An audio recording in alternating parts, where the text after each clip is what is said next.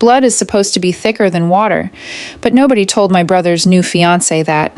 She spent 6 months parading around our family dinners, loudly mocking my so-called glorified PR gig in the Navy.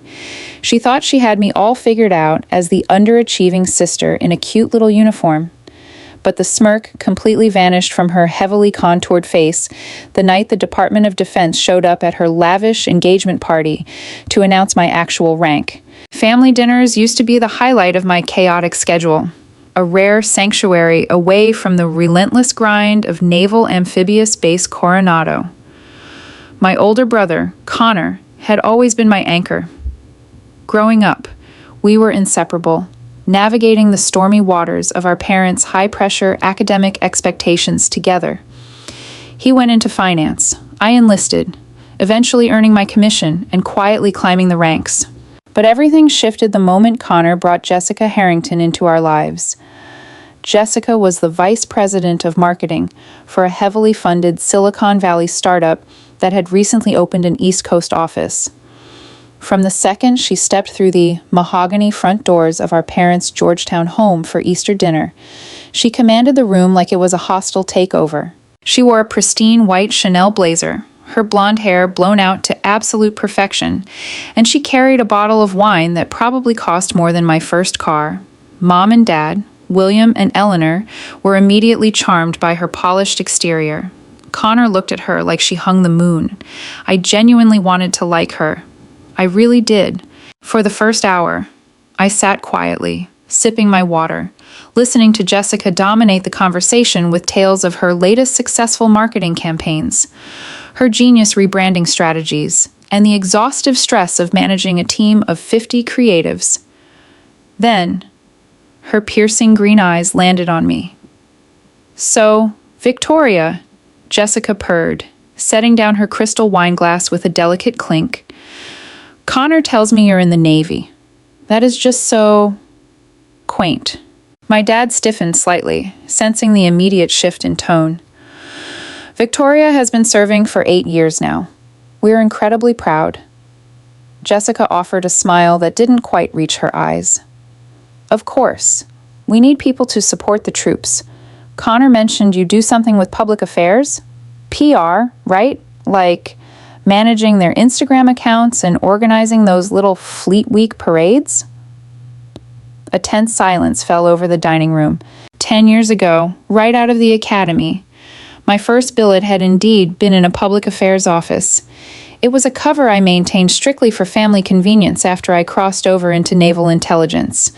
Currently, I was a lieutenant commander holding top-secret SCI clearance, actively managing joint force covert operations that Jessica's corporate brain couldn't even begin to fathom. I had just returned from a brutal, classified 8-month deployment in the Middle East that had cost me 3 good friends and a permanent scar on my left shoulder. "Something like that," I replied smoothly, cutting a piece of asparagus.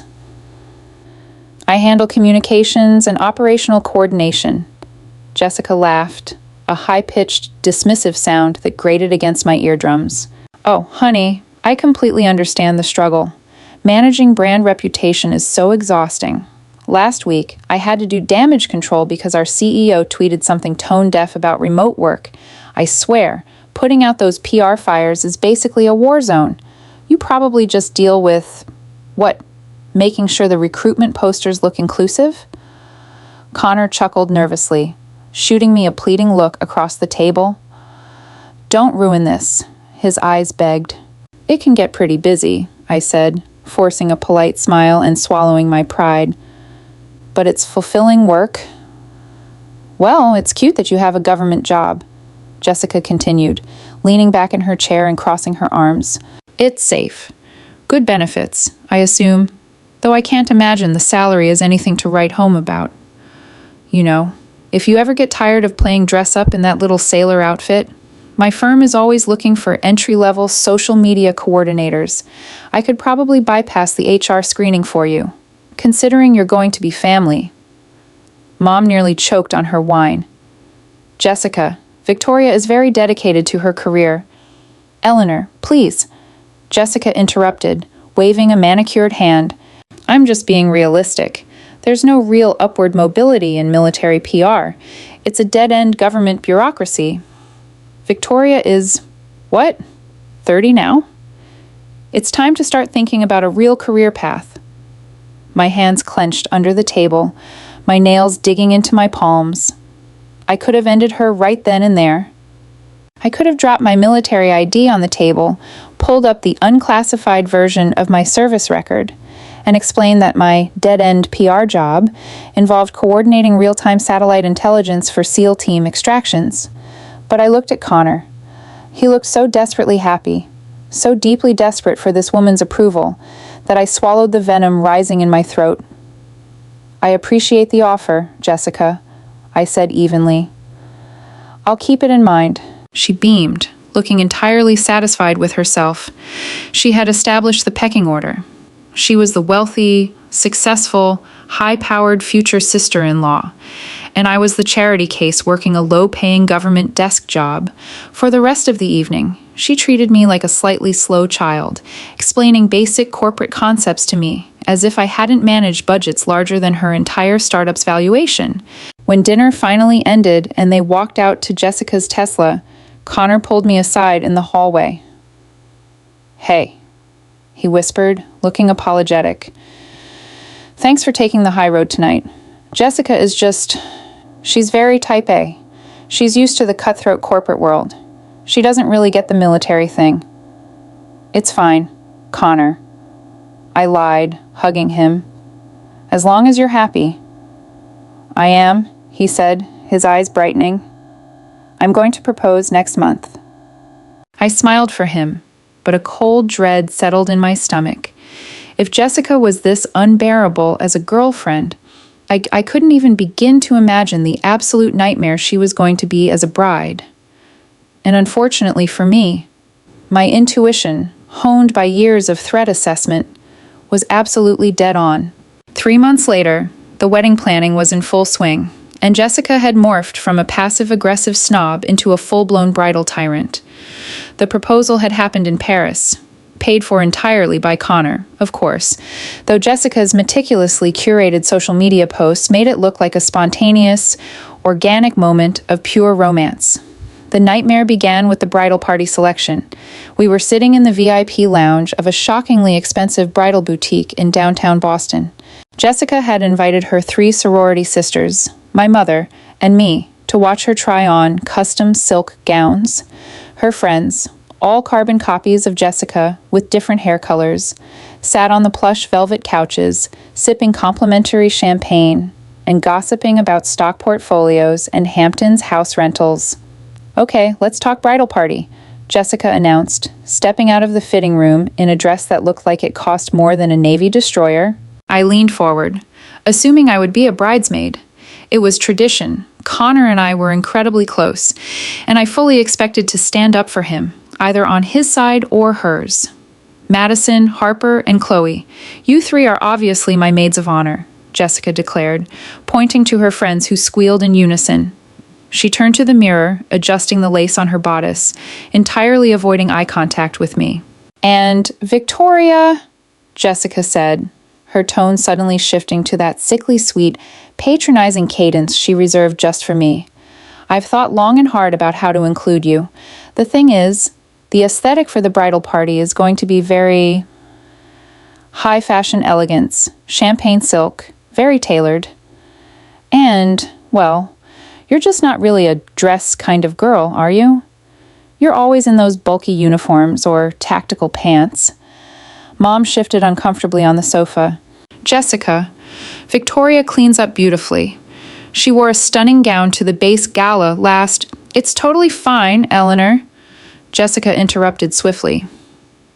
"I just have the perfect role for Victoria anyway. Since you do all that military PR and event management, I want you to be my unofficial logistics and public relations coordinator for the wedding weekend." I stared at her, genuinely trying to process the audacity. "You want me to work your wedding?" "Oh, don't say work. It makes it sound so transactional." Jessica laughed, though her eyes were cold. "I just need someone to handle the vendor deliveries, direct the parking attendants, manage the social media hashtag updates, and maybe run interference with any difficult relatives. It's exactly what you do for your little Navy gig, right? Crisis management and running errands. You'll be in your absolute element. Harper, the blonde bridesmaid to my left, giggled. That's so smart. Jess, free labor from the government sector. My jaw tightened so hard my teeth ached. She was deliberately humiliating me in front of her friends, stripping away my dignity to elevate her own status. I was a Naval Intelligence officer. I had briefed Pentagon officials. I had coordinated airstrikes. And this woman wanted me to direct traffic in a parking lot because I didn't fit her champagne silk aesthetic. I don't think my schedule will allow for that level of involvement. Jessica, I said, keeping my voice dangerously calm. My command is prepping for a major operational shift. Jessica rolled her eyes dramatically. Victoria, please, it's government PR. What are you going to do? Miss a deadline on a recruitment flyer? Just ask your manager or whoever for the weekend off. Connor is your brother. I thought you cared about him. Before I could unleash a response that would undoubtedly scorch the earth and ruin my brother's life, my encrypted phone buzzed in my purse. It was a specific, heavy vibration pattern, a secure call from my command. "Excuse me," I said coldly, standing up and walking out of the VIP suite without waiting for her permission. I stepped out onto the busy sidewalk, the crisp Boston air cooling the fury radiating off my skin. I pulled the phone from my jacket and answered. Hastings. Victoria, it's Captain Mitchell. The gruff, familiar voice of my commanding officer echoed through the receiver. Sir, what's the situation? Good news. Hastings. Bupers just finalized the promotion list. The Senate confirmed it this morning. You're putting on the silver oak leaf. Congratulations. Commander. I let out a breath I didn't realize I was holding. A genuine smile breaking through the dark cloud Jessica had cast over my day. Commander. 05. It was a massive milestone, a testament to years of grueling, unseen sacrifices. Thank you, sir, I said quietly. That means a lot. There's more. Captain Mitchell continued. Because of your actions during the extraction in Alkheim last fall, the SecNav has approved your citation. You're being awarded the Defense Superior Service Medal. Admiral Reynolds wants to pin you himself. My heart pounded. The DSSM was one of the highest peacetime awards given by the Department of Defense, usually reserved for flag officers or highly decorated combat veterans. Sir, I'm honored, but I'm on leave in Boston right now. When does the Admiral want to do the ceremony? That's the logistical hurdle. Mitchell sighed. You deploy again in 3 weeks. The Admiral is flying up to Naval Station Newport this weekend for a fleet conference. He wants to drive down to Boston on Saturday night to formally pin your new rank and present the medal in front of your family. It's irregular, but the Admiral insists on doing it before you ship out. He asked for the address of where your family will be gathered on Saturday evening at 1900 hours. I froze. Saturday evening at 1900 hours. That was the exact date and time of Jessica and Connor's incredibly lavish, high society engagement party at the Boston Harbor Hotel. Jessica had rented out the grand ballroom, invited 200 of Boston's corporate elite, and had specifically ordered me to wear something understated so I wouldn't clash with the floral arrangements. A wicked, brilliant idea sparked in my mind. Captain, I said, a slow smile spreading across my face, I have the perfect venue for the Admiral, and there will be plenty of guests. Returning to the bridal boutique's waiting area felt like walking back into a hostile interrogation room, but my mind was completely elsewhere. The secure phone burned in my pocket with the weight of Captain Mitchell's words. I was being promoted to commander. I was receiving the Defense Superior Service Medal, and Admiral Reynolds, a man who had orchestrated some of the most critical naval operations in modern history, was coming to a high society engagement party to pin me, Walking back into the VIP suite, I found Jessica still twirling in her $30,000 silk gown, her entourage fawning over the intricate lace detailing. She barely glanced at me through the mirror as I took my seat. "Everything okay with the little PR crisis?" Jessica asked, her voice dripping with mock concern. "Did a typo make it onto a flyer?" "Something like that," I replied, keeping my expression perfectly neutral. "The situation has been handled, though it looks like I will definitely need to be at the engagement party this Saturday." Jessica sighed, stepping down from the pedestal and waving a dismissive hand at the boutique attendant to help her out of the dress. "Well, obviously you need to be there, Victoria. I already assigned you your duties. In fact, I was just telling Harper and Paige how much of a lifesaver you're going to be. Since we didn't hire a day of coordinator for the party, because honestly, who does that for an engagement? You're going to be our point person."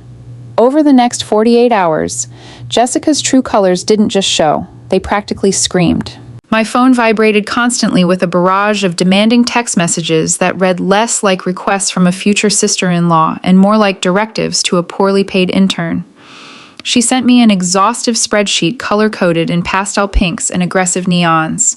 My assigned tasks for Saturday evening included greeting the catering staff at the loading dock, directing the valet parking flow, guarding the designated gift table so no one stole the expensive envelopes, and, most incredibly, managing the overflow coat check if the hotel staff got overwhelmed.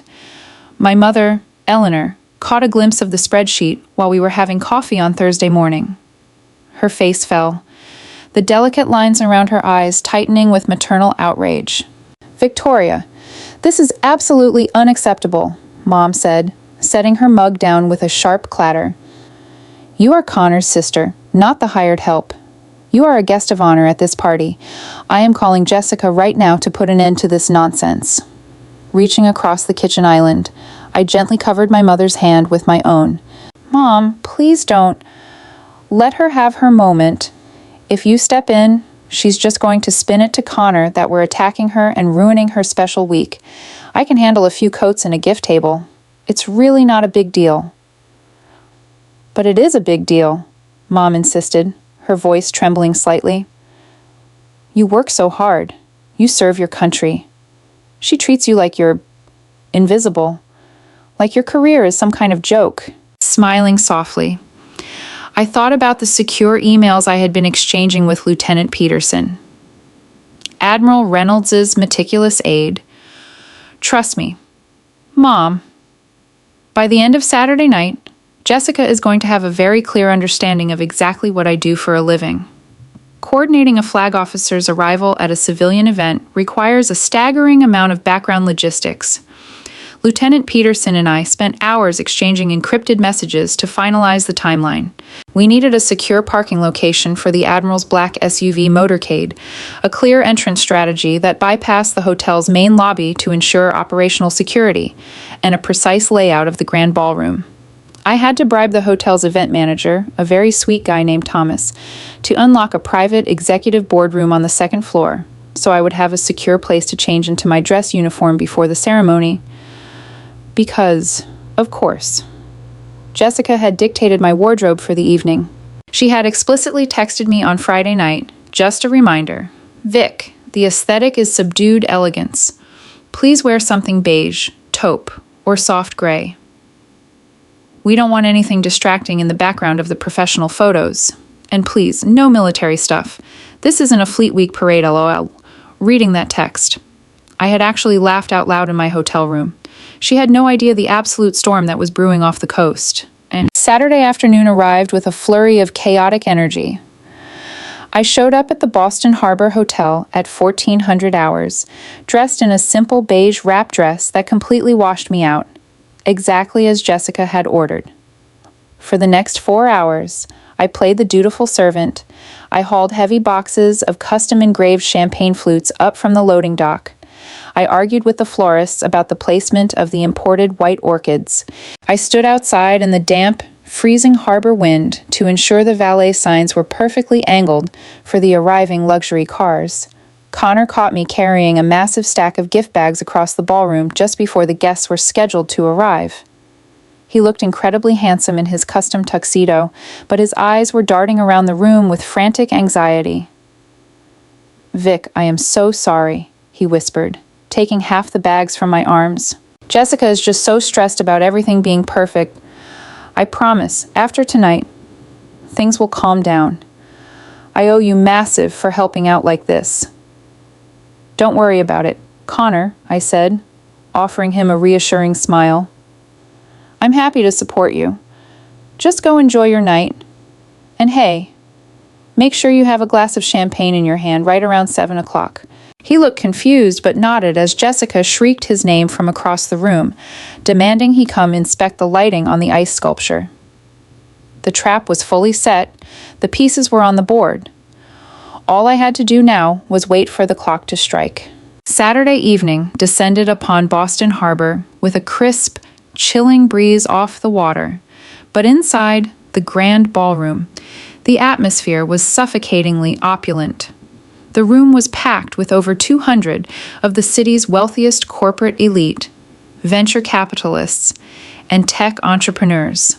A string quartet played modern pop songs in the corner, while waiters in stark black uniforms glided through the crowd, carrying silver trays of caviar blinis and vintage Dom Perignon. Jessica was entirely in her element, holding court near the towering ice sculpture carved into the shape of their intertwined initials. She wore a stunning white cocktail dress that looked like it belonged on a Paris runway, laughing loudly at jokes made by the CEO of her startup. I spent the first hour of the party doing exactly what was demanded of me. I stood dutifully near the gift table, occasionally pointing guests toward the coat check, blending perfectly into the wallpaper in my boring beige dress. Every time Jessica floated past, she offered me a condescending little smirk, a silent acknowledgement of my utter submission to her aesthetic superiority. But at 18:30 hours, I quietly slipped away from my post. Navigating the labyrinth of service hallways, I made my way to the locked executive boardroom Thomas had secured for me. Waiting inside was a freshly pressed garment bag containing my Navy service dress whites, commonly referred to as choker whites, due to the high, stiff collar. It is arguably the most formal and visually striking uniform in the military inventory.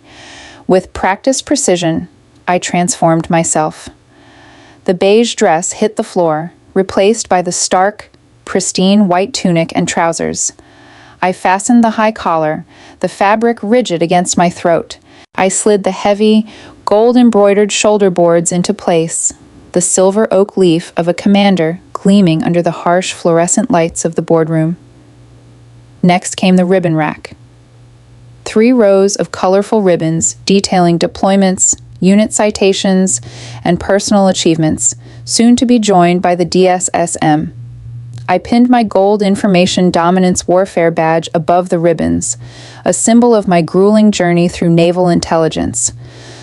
Looking in the mirror, the tired, overlooked coat check girl was completely gone.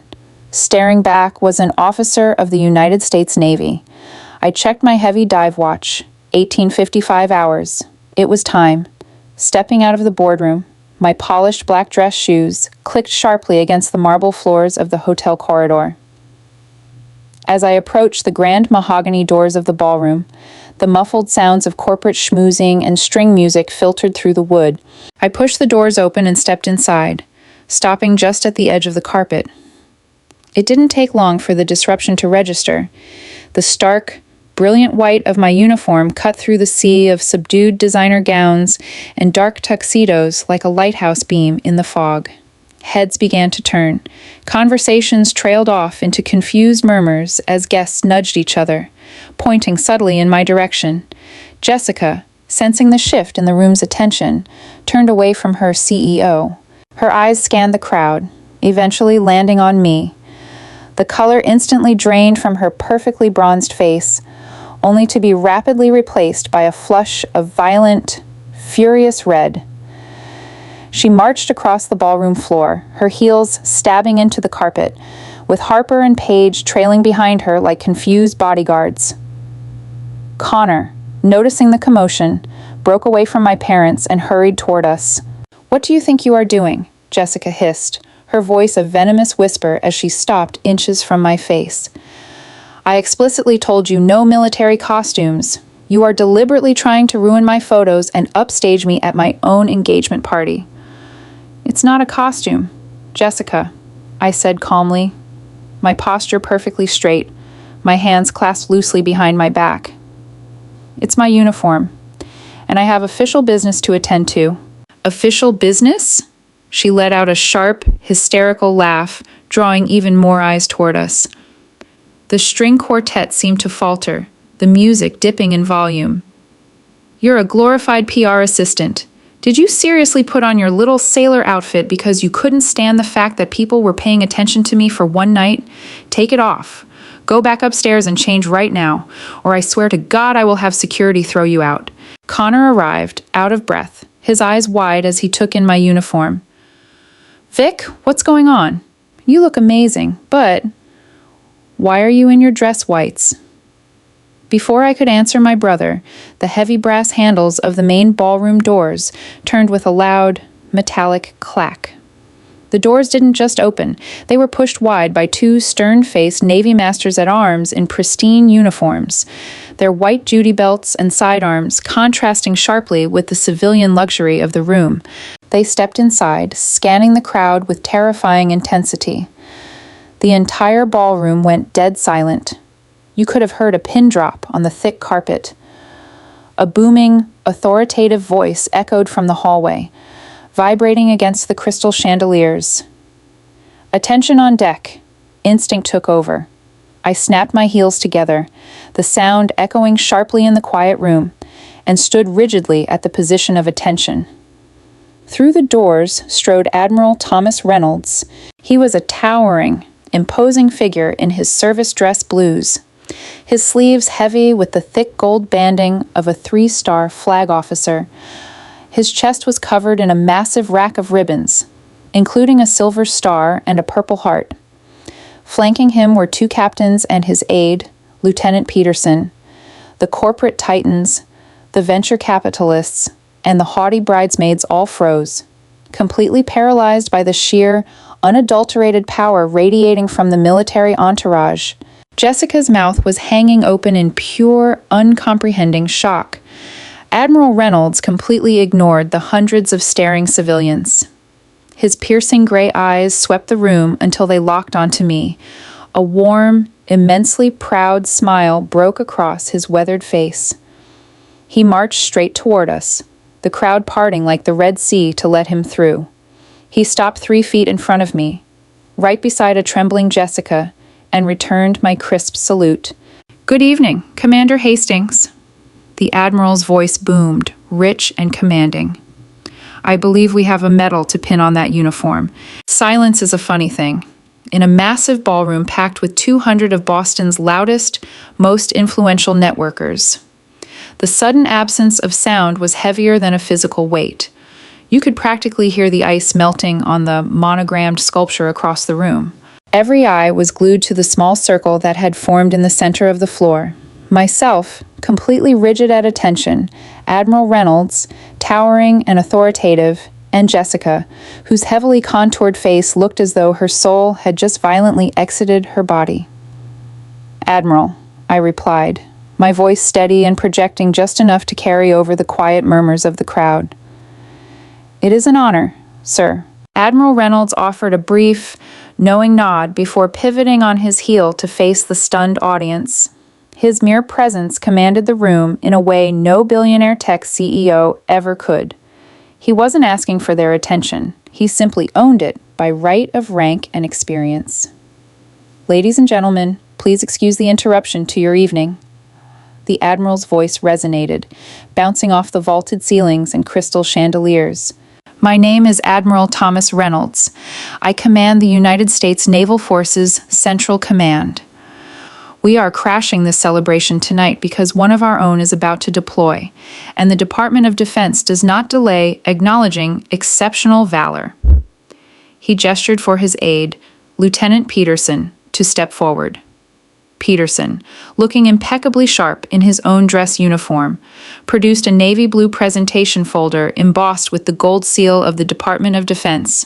He opened it, his posture perfectly straight, and cleared his throat. Jessica, standing just a few feet away, looked like she was desperately trying to wake up from a fever dream. She kept blinking rapidly, her gaze darting between my gold shoulder boards and the Admiral's imposing figure. Harper and Paige, the loyal bridesmaids, had literally taken a step backward, physically distancing themselves from the epicenter of Jessica's impending humiliation. "Attention to orders," Lieutenant Peterson announced. The two captains flanking the Admiral snapped to attention. I locked my knees, staring straight ahead at a spot on the wall just above Jessica's head, completely ignoring her frantic, hyperventilating breaths. The President of the United States takes pleasure in presenting the Defense Superior Service Medal to Commander Victoria Hastings, United States Navy. Peterson read, his voice ringing with absolute clarity. A collective gasp rippled through the crowd. I caught a glimpse of my father, William, out of the corner of my eye. His hand was covering his mouth, and tears were freely streaming down his cheeks.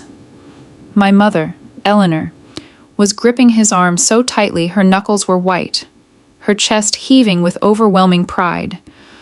Connor stood entirely frozen, his jaw completely slack, staring at me as if he were seeing me for the very first time. For superior meritorious service in a position of significant responsibility as a senior intelligence officer, Joint Special Operations Command, Peterson continued, and with every word, the fictitious PR job Jessica had mocked for months was systematically dismantled. During the period of March to November, Commander Hastings demonstrated unparalleled strategic brilliance and unwavering composure under immense pressure. Jessica let out a tiny, involuntary squeak. She looked physically ill. The champagne flute in her hand was shaking so violently that drops of the expensive vintage were spilling onto the pristine white silk of her designer dress. In October, while operating from a forward-deployed, classified location in hostile territory, Commander Hastings single-handedly coordinated the real-time satellite intelligence and extraction logistics for a compromised SEAL team. Peterson's voice grew firmer, heavier with the weight of the reality of those dark nights in the desert. Operating through severe communications, jamming, and facing imminent enemy encirclement, she rapidly synthesized drone feeds, intercepted hostile radio traffic, and directed precise close air support. The ballroom was so quiet it felt like a vacuum. Wealthy venture capitalists and marketing executives who spent their days stressing over social media algorithms and profit margins were suddenly confronted with the raw, brutal reality of what actual life and death crisis management looked like. Commander Hastings' decisive actions, executed with zero margin for error, directly resulted in the safe extraction of 32 Allied operators and the neutralization of a high-value target. Peterson read, concluding the narrative portion of the citation. Her exceptional professionalism, personal initiative, and loyal devotion to duty reflect great credit upon herself and uphold the highest traditions of the United States Naval Service. Peterson closed the folder with a sharp snap. For the President, the Secretary of Defense. Admiral Reynolds stepped forward, holding the heavy bronze medal suspended from a yellow, blue, and white ribbon. With practiced, precise movements, he pinned the Defense Superior Service Medal above my left breast pocket, right over my ribbons. His large, calloused hand firmly patted my shoulder. Outstanding work, Commander, he said quietly, just for me. We're lucky to have you. Thank you, sir, I whispered back. The Admiral then took a step back and rendered a slow, sharp salute. I returned it instantly. When we dropped our salutes, the silence held for exactly 2 more seconds before my father started clapping. It was a slow, heavy clap. Then my mother joined in. Then Connor. Suddenly, the entire ballroom erupted. 200 wealthy Boston elites, people who wouldn't normally look twice at a military uniform unless it was in a movie, were on their feet. The applause was deafening, bouncing off the marble floors and echoing in the grand space. Men in tuxedos were cheering. Women in diamonds were wiping their eyes. Right in the middle of it all stood Jessica. She wasn't clapping. She was staring at my chest, at the heavy bronze medal gleaming under the chandeliers, her mouth opening and closing like a fish out of water.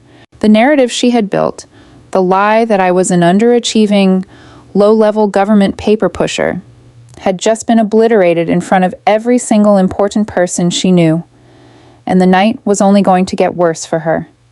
As the applause slowly died down, Admiral Reynolds broke protocol just long enough to be human. He turned to my parents, his stern expression softening into a genuinely warm smile.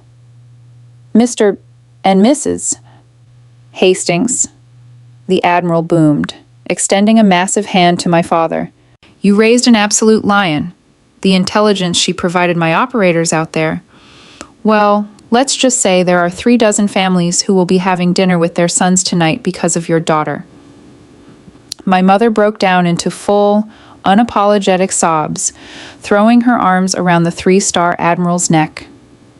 To his credit, Reynolds chuckled and awkwardly patted her back, a stark contrast to his usual terrifying demeanor at the Pentagon. Connor finally snapped out of his shock. He practically shoved his way past a stunned Paige and Harper, ignoring his fiancée entirely, and pulled me into a bone-crushing hug. "I had no idea. Vic," Connor whispered into my ear, his voice thick with emotion. "You never said. You let me think you were just making flyers. Operational security. Con," I murmured, hugging him back tightly. "And it kept things simple. I didn't want you guys worrying every time I deployed." "You're a commander?" he said, pulling back to look at the silver oak leaf on my collar. "You're a hero, Vic. I am so incredibly proud of you." Him. The sharp, incredibly forced clearing of a throat shattered the siblings' moment. I turned to see Jessica stepping forward, a brittle, terrifyingly fake smile plastered across her face. The panic in her eyes was entirely gone, replaced by a frantic, desperate calculation. The room's attention was entirely on me, and Jessica Harrington did not know how to exist outside the spotlight. Wow, Jessica announced loudly, projecting her voice so the surrounding tech executives could hear her. She reached out and awkwardly touched my sleeve, acting as though we were the best of friends. "Victoria, you are just so full of surprises. You know, I was just telling everyone earlier today how vital your logistics work is. This is exactly why I wanted you in charge of the event coordination tonight. Your crisis management skills are obviously top tier." I stared at her, genuinely amazed by her audacity. She was actively trying to spin my top-secret combat intelligence medal into a justification for why she made me work the coat check at her party. Before I could politely inform her that managing a valet line was not quite the same as directing close air support, a booming voice interrupted from the crowd. "Admiral Reynolds, good God, it is you." Pushing through the throng of guests was Preston Wright, the multimillionaire CEO of the Silicon Valley startup where Jessica worked as the VP of marketing. Preston was the man Jessica had been sucking up to all evening, the man whose approval she craved more than air. Preston completely ignored Jessica. He practically shoved past her to aggressively shake the Admiral's hand. "Preston Wright," the CEO introduced himself, his eyes wide with reverence. "I did 4 years enlisted in the Marines, sir. Camp Lejeune.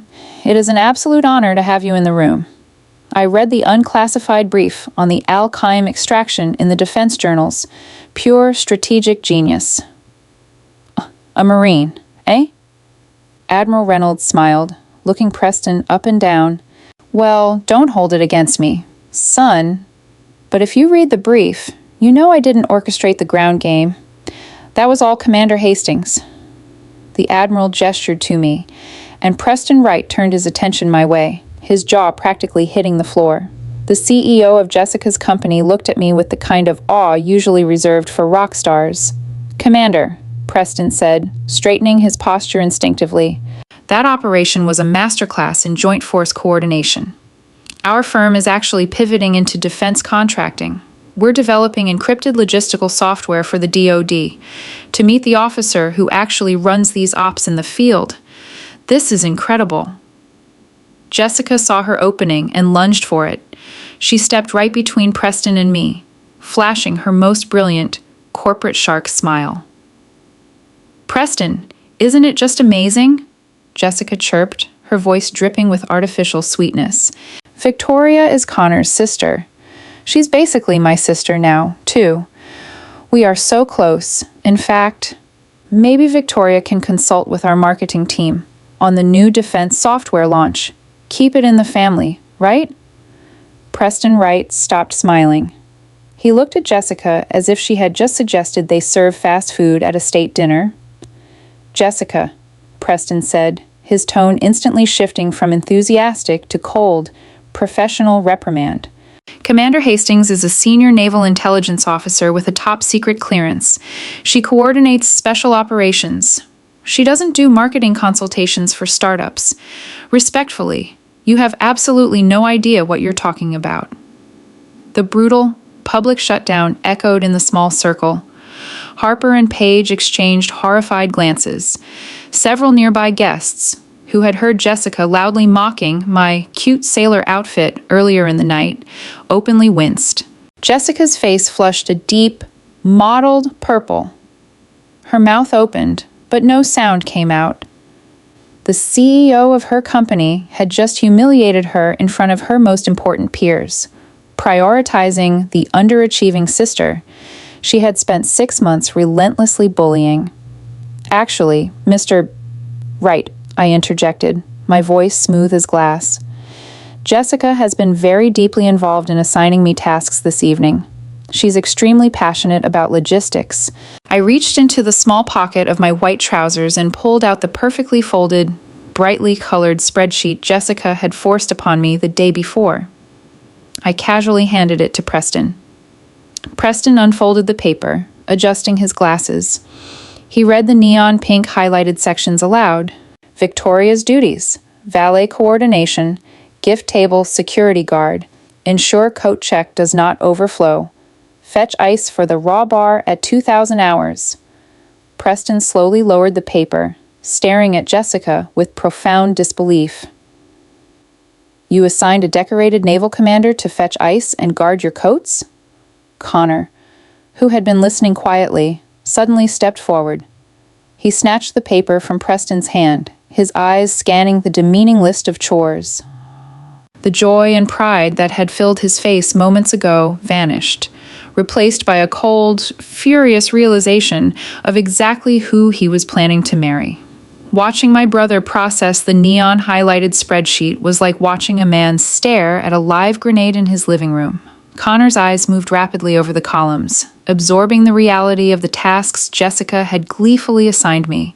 His expression morphed from profound shock to utter confusion, and finally, into a deep, rigid fury that I had not seen on his face since we were teenagers.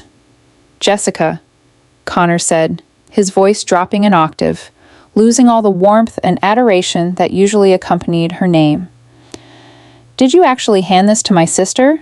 Did you tell her to stand by the coat check and fetch ice?" Jessica's eyes darted frantically around the circle. She was trapped, and she knew it. The CEO of her company was staring at her with unabashed disgust. 2 towering Navy captains were looking at her like she was something unpleasant scraped off a combat boot, and her future husband was demanding answers. "Connor, babe, you're taking it entirely out of context," Jessica stammered, reaching out to grasp his tuxedo jacket. Her manicured nails dug into the dark fabric. "It wasn't like that. Victoria said she wanted to help out. And, she told me she did PR and logistics. So I just thought..." "You thought it was appropriate to treat a guest of honor like a scullery maid?" Preston Wright interrupted, his voice sharp and carrying the unmistakable weight of corporate authority. He didn't yell, which somehow made it worse. He spoke with the quiet, lethal disappointment of a board member about to vote for a termination. "Your judgment is severely compromised. Jessica, if this is how you manage personal relationships and delegate tasks, I have serious concerns about your ability to lead the marketing division." We deal with defense contractors. Respect is non-negotiable." Jessica visibly flinched, as if Preston had physically struck her. "Preston, please, this is a misunderstanding. It's my engagement party. Emotions are just running high." "My emotions are perfectly fine," Preston replied coldly. He turned to me, his demeanor instantly transforming back into respectful awe. "Commander Hastings, again, it has been an absolute privilege. I will be reaching out to the Bupers Liaison Office to see if there are any official channels for our firm to consult with your command on software logistics. Have a safe deployment." He extended his hand. I shook it firmly. "Thank you, Mr. Right. Enjoy the rest of your evening." Without another glance at his vice president of marketing, Preston Wright turned on his heel and walked away, disappearing into the crowd of whispering executives. He didn't head toward the bar. He headed straight for the exit. The departure of her boss seemed to completely sever the remaining threads of Jessica's sanity. Her breathing became shallow and rapid. Harper and Page, recognizing a sinking ship when they saw one, slowly backed away, blending into the crowd of stunned onlookers to avoid the blast radius. Admiral Reynolds cleared his throat, a low rumble that instantly commanded the space. "Well, Commander, I believe my staff and I have overstayed our welcome. The mission is accomplished. You have your orders, and you have your shiny new hardware. We'll see you at the briefing on Monday morning." "Yes, Admiral. Thank you for making the trip, sir," I said. Executing a crisp salute, Admiral Reynolds returned it, then looked down at Jessica, who was trembling with a volatile mixture of rage and humiliation. "Ma'am," the Admiral said to her, his tone perfectly polite but laced with absolute steel, "I highly suggest you reconsider how you evaluate the people around you. The uniform doesn't make the officer, but the character behind it certainly does. Good evening." With that, the Admiral and his entourage turned and marched out of the ballroom, the grand mahogany doors closing behind them with a heavy, final thud. The silence they left in their wake was deafening. The string quartet, unsure of what to do, hesitantly began playing a slow, awkward rendition of a Vivaldi concerto.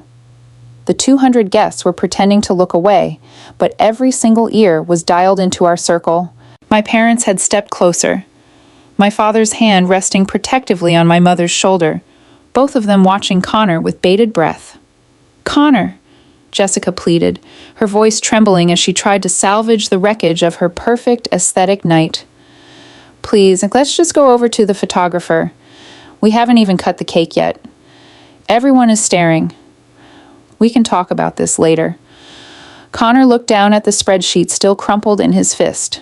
He looked at me, standing tall in my choker whites, the heavy bronze medal pinned to my chest. Then, he looked at the woman he was supposed to marry.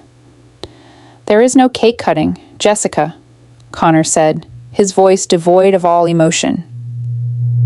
"There are no more photos. I need to speak with you in private. Right now." "Connor, you cannot do this to me," she hissed, her facade cracking, revealing the vicious, selfish core I had seen from day one. "This is my night, my party. You are not going to ruin this because your sister decided to throw a stunt."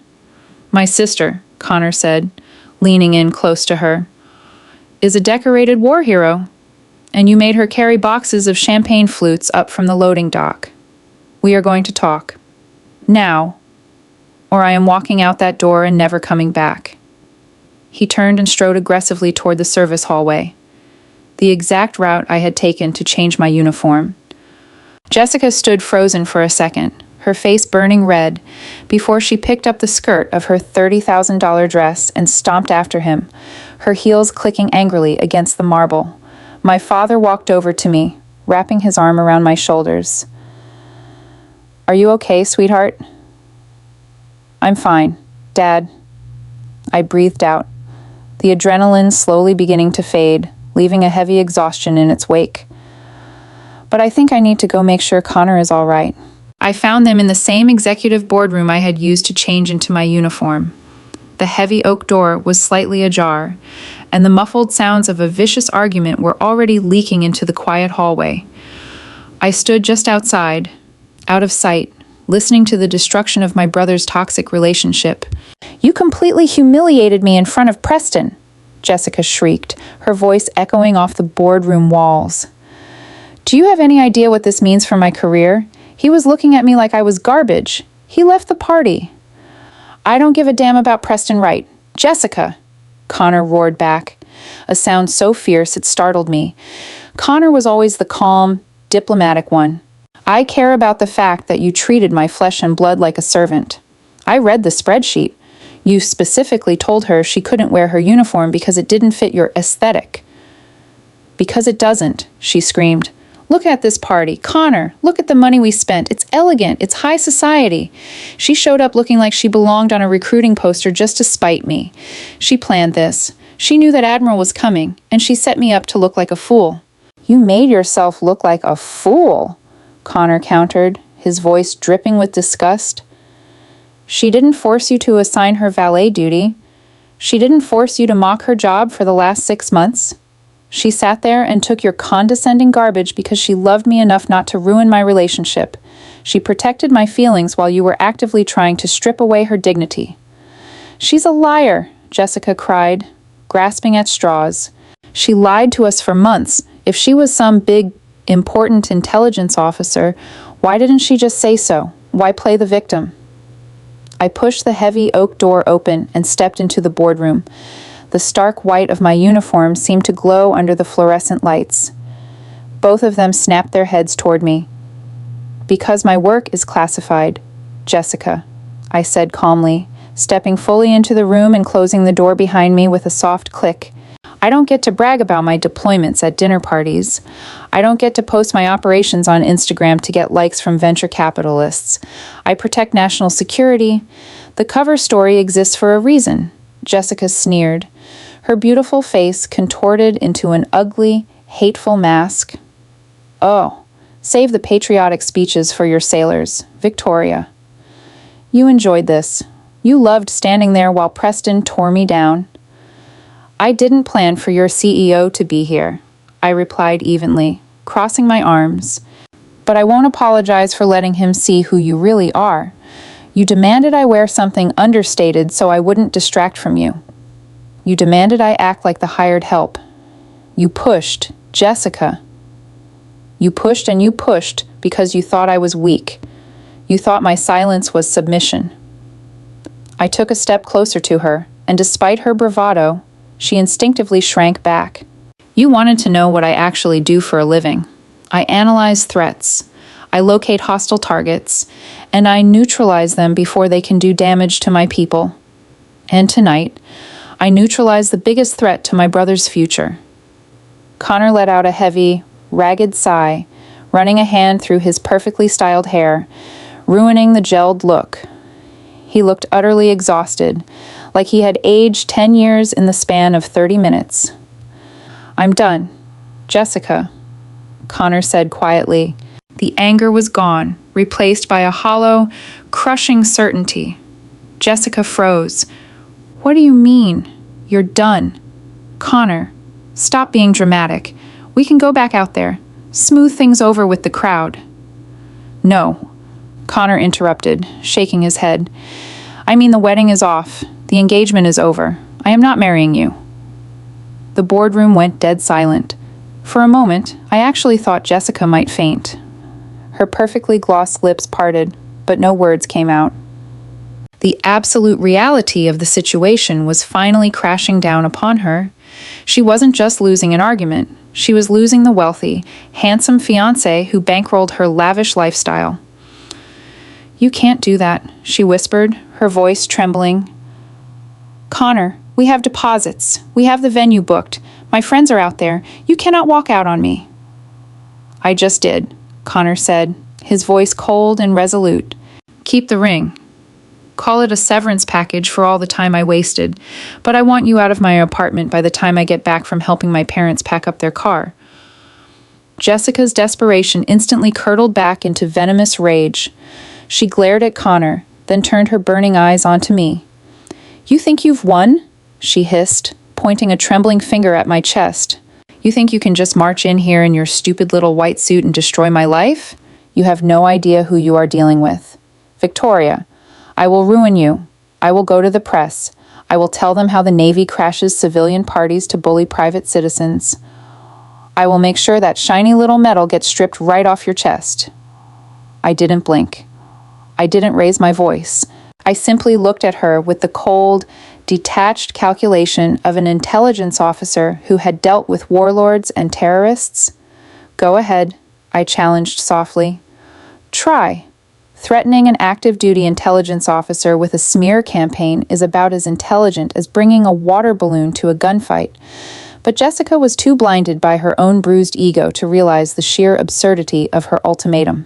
She stood there in the boardroom, chest heaving, waiting for me to beg for her mercy or offer some sort of desperate compromise. "Let me clarify how this is going to play out." "Jessica," I replied, my tone conversational, almost bored. "If you go to the press and claim a 3-star admiral bullied you, they will immediately contact the Department of Defense Public Affairs Office for comment. The DoD will release the unclassified summary of my citation, proving that the admiral was there on official military business to present a combat award. They will also likely mention that you, a civilian, attempted to assign a commissioned officer to fetch ice and guard coats during the ceremony. How exactly do you think the media will spin that? Who do you think the public will side with?" Her heavily glossed lips parted, but for once, she had absolutely nothing to say. "And if you try to take this to social media," I continued, taking a step toward the door to hold it open for my brother, "you will be openly defaming a federal employee who holds a top-secret clearance. The Pentagon employs entire teams of lawyers whose sole job is to protect the identities and reputations of their operatives. You won't just get a cease and desist. You will be buried in so much federal litigation, your grandchildren will be paying off the legal fees." Connor walked past her, not even sparing her a backward glance. "You have until tomorrow at noon to get your things out of my place. Leave the keys on the kitchen counter." We stepped out of the boardroom, leaving her standing alone in her $30,000 dress. The walk back to the grand ballroom felt infinitely lighter than the walk I had taken earlier that evening. Connor's shoulders were slumped with exhaustion, but the tense, anxious energy that had plagued him for months was completely gone. Entering the main event space, we were greeted by a scene of rapid abandonment. The 200 wealthy guests who had been sipping vintage champagne an hour ago were practically sprinting for the coat check. The string quartet had completely packed up their instruments. Waiters were quietly clearing half-eaten caviar blinnies from the cocktail tables. Word had spread through the crowd like wildfire. The groom had called off the wedding. The CEO had walked out in disgust, and the bride was currently having a meltdown in a back room. Nobody wanted to stick around for the blast radius. My parents were waiting near the grand entrance. Mom rushed forward, wrapping Connor in a fierce, protective embrace. Dad placed a sturdy hand on his shoulder. "We're going home, son," Dad said firmly.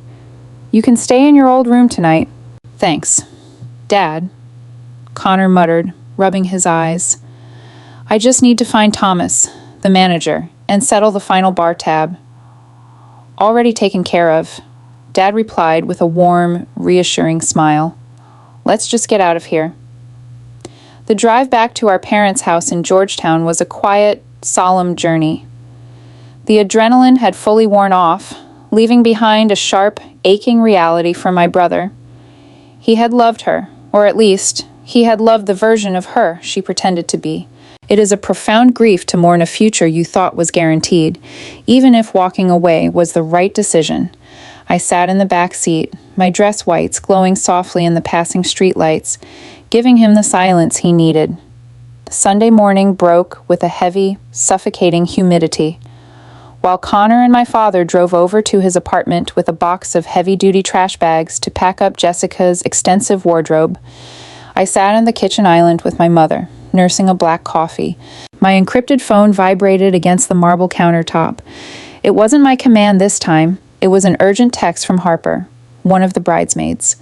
Despite her loyalty to Jessica, Harper apparently possessed enough self-preservation to realize the ship had sunk. "You need to look at TikTok right now." The message read, "Jessica is losing her mind." Opening the app, I didn't even have to search for it. Jessica's video had already racked up 50,000 views in less than 2 hours. She had clearly stayed up all night filming and editing. She was sitting on the floor of a hotel room, her makeup intentionally smudged to look as though she had been crying for hours. She was wearing an oversized gray hoodie, a stark departure from her usual high-fashion aesthetic, playing the role of the shattered, bullied victim to absolute perfection. "Hey guys," Jessica sniffled into the camera, her voice trembling with manufactured trauma. "I didn't want to make this video, but I have to speak my truth. Last night was supposed to be the happiest night of my life, my engagement party, but my fiancé's sister, who is in the military, decided she couldn't handle the attention not being on her. She orchestrated this massive stunt, bringing her commanding officers to crash my private event, intimidating my guests, and publicly humiliating me until my fiancé broke off the engagement." She wiped away a non-existent tear, staring soulfully into the lens. "I have always supported the troops, but the sheer abuse of power I witnessed last night was terrifying. The military should not be allowed to terrorize private citizens just because they have a personal vendetta. Please share this. People need to know how toxic military privilege can be." She had cleverly disabled the comments, preventing anyone who was actually at the party from contradicting her narrative. She had also tagged several large local news outlets and, disastrously, Preston Wright's company handle, trying to pressure them into taking her side. Mom watched the video over my shoulder, her jaw dropping in sheer horror. "Victoria, this is slander. She's lying through her teeth. What are we going to do?" Taking a slow sip of my coffee, I locked my phone screen and set it face down on the counter. Monday morning arrived with the chaotic, relentless energy that always precedes a major deployment. I was at Naval Amphibious Base Coronado by 0600 hours, having caught a red-eye flight out of Boston Sunday evening. The engagement party drama felt like a distant fever dream as I sat in the secure briefing room, staring at satellite imagery of a hostile coastline, my heavy combat boots resting on the linoleum floor. But back in the civilian world, Jessica's digital tantrum was spectacularly detonating. By 0900 hours on the East Coast, her victim-playing video had reached 500,000 views. The algorithm had pushed it far and wide, and people who had no context were blindly sharing it, demanding accountability from the Navy. Jessica was likely sitting in whatever temporary hotel room she had booked, watching the numbers climb, convinced she had successfully won the narrative. She had severely underestimated Preston Wright. At exactly 0930 hours, my encrypted phone buzzed. It was an email from Captain Mitchell. Attached was a press release that had just been blasted out to every major tech and business publication in the country. It was from Preston Wright's Silicon Valley firm. Effective immediately. Jessica Harrington is no longer employed by our organization in the capacity of Vice President of Marketing, nor does she represent our corporate values. Our firm recently announced a strategic pivot toward defense contracting, proudly developing logistical software for the United States Armed Forces. We hold the men and women who serve in the highest possible regard. Furthermore, we categorically reject the false narrative recently posted on social media regarding the events of this past Saturday. Our CEO, Preston Wright, was personally in attendance and witnessed firsthand the presentation of a Defense Superior Service Medal to a highly decorated Naval Intelligence officer. The presentation was conducted with the utmost dignity by the Department of Defense. Any statements suggesting otherwise are entirely fabricated. We wish Ms. Harrington the best in her future endeavors. I read the statement twice, a slow, satisfied smile spreading across my face. Preston hadn't just fired her. He had publicly, professionally, and ruthlessly dismantled her credibility. In the cutthroat world of corporate marketing, a public statement like that from a major tech CEO was the equivalent of a career death sentence. No reputable agency would touch her after she had proven herself to be a massive PR liability who lied about active duty military personnel. But the hammer wasn't quite done falling. Just before noon, a sharp knock echoed on the briefing room door. Lieutenant Peterson, Admiral Reynolds' aide, stepped inside. He looked as crisp and professional as he had at the party, holding a manila folder under his arm. "Commander Hastings," Peterson said with a crisp nod. "The Admiral sends his regards.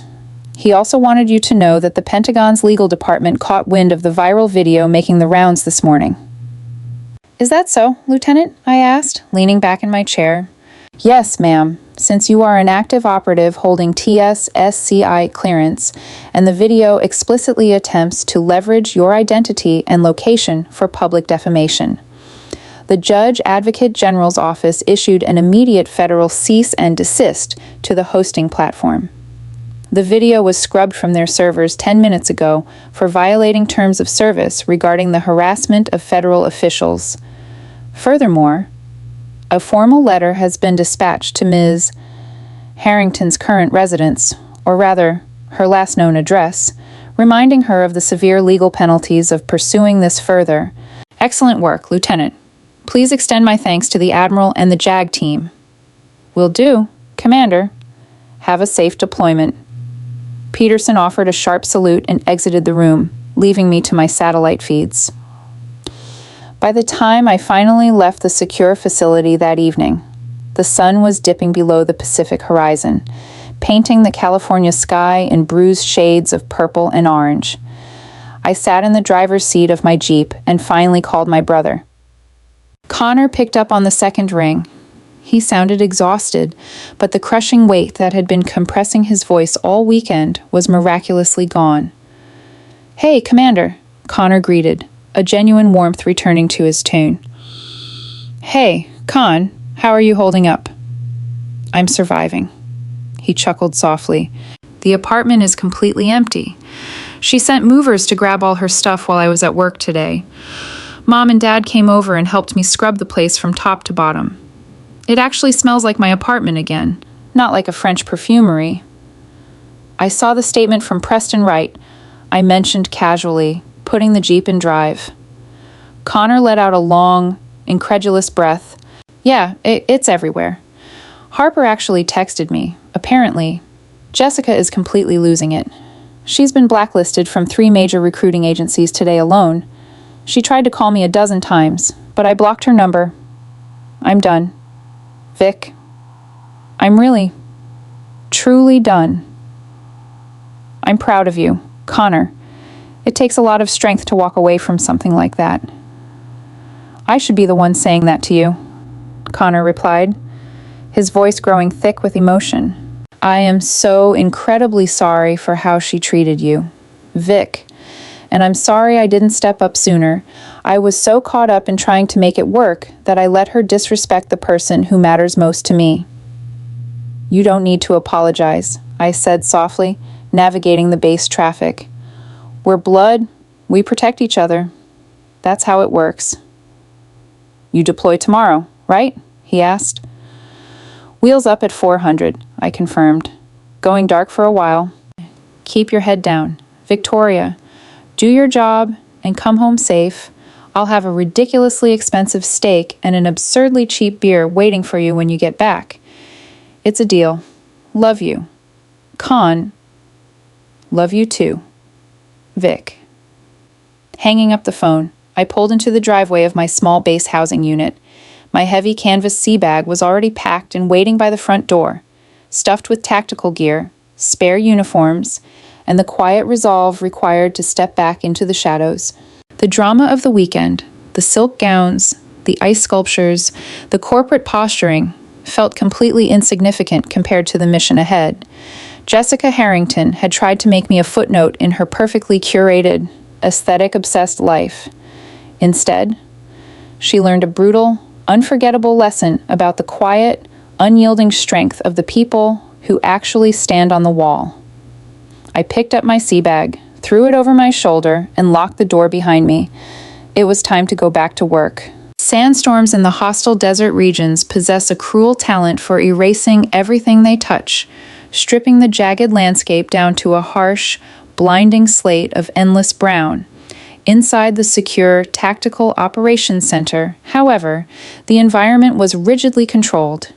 The air conditioning hummed with a desperate, metallic vibration, fighting a losing battle against the oppressive Middle Eastern heat outside the reinforced concrete walls.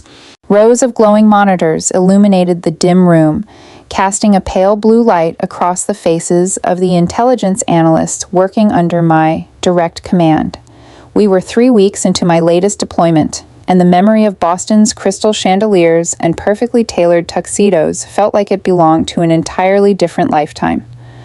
My current reality consisted of deciphering encrypted radio frequencies and tracking the movement of a high-value syndicate leader, known only by his operational call sign, Viper.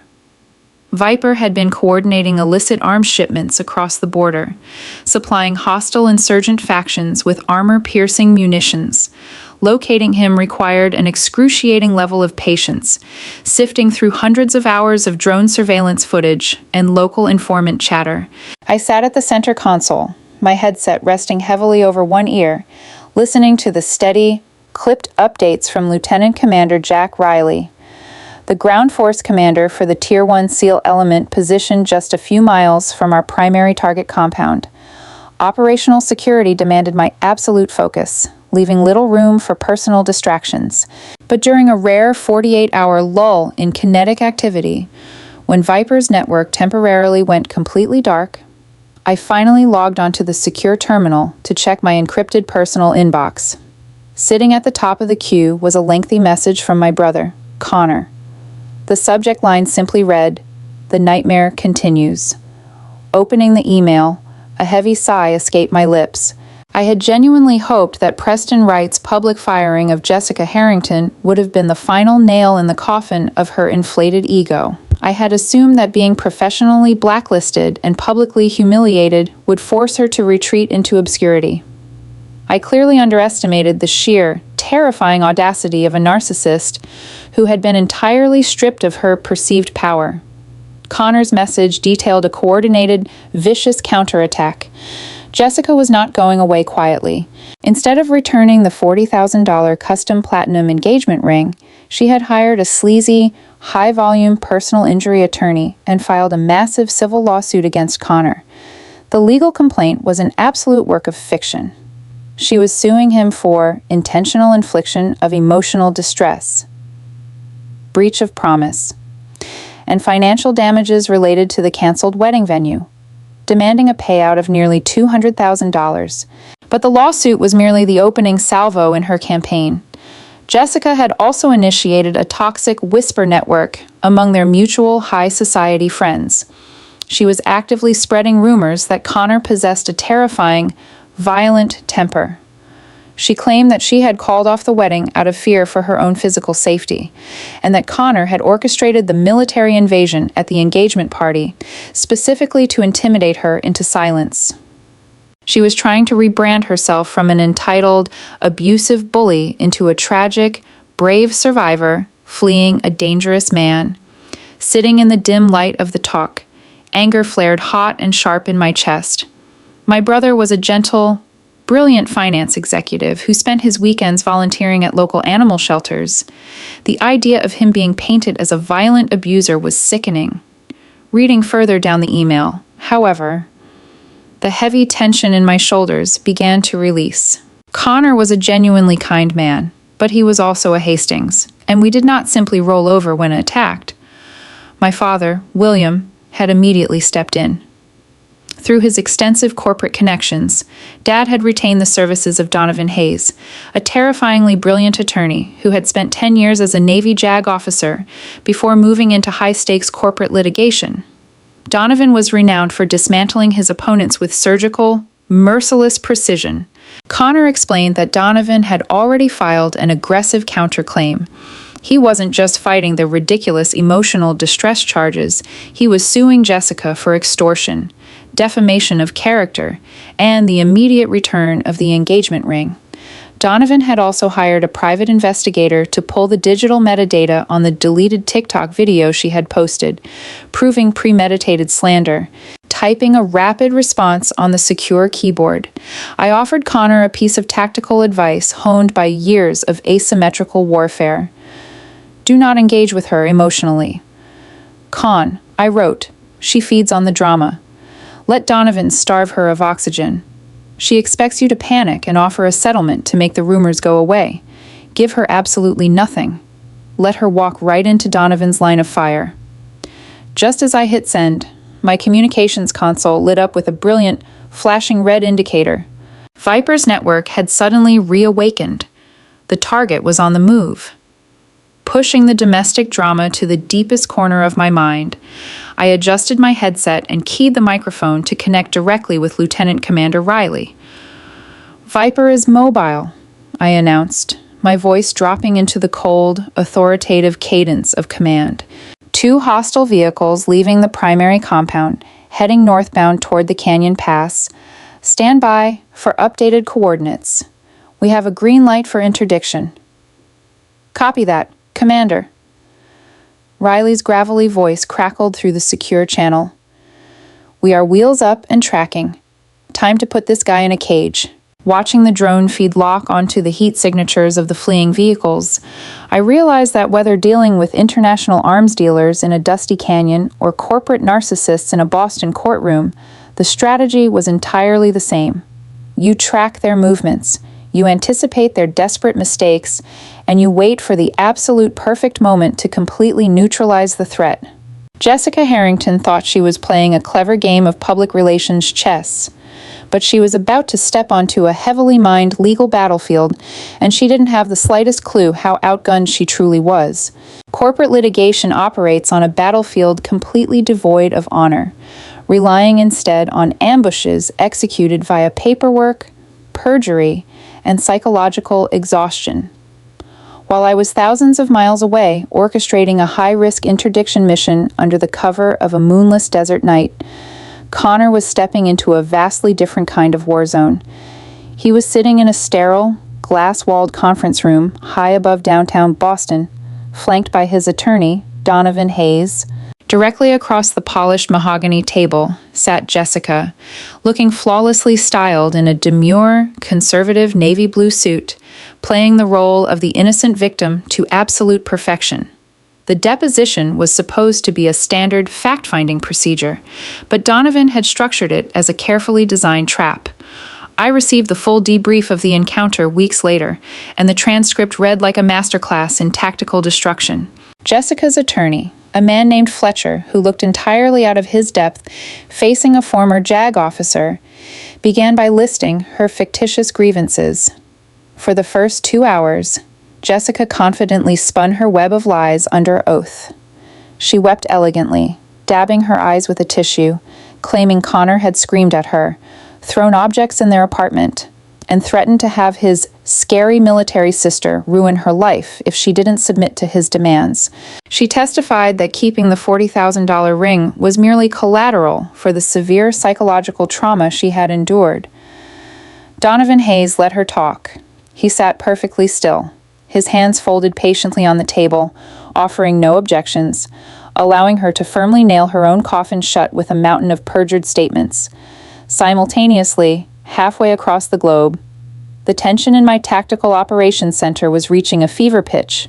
On the glowing monitors, the black and white infrared drone feed showed Viper's 2 vehicles speeding through a narrow, treacherous canyon pass. Lieutenant Commander Riley's SEAL team had established an ambush point at the northern exit.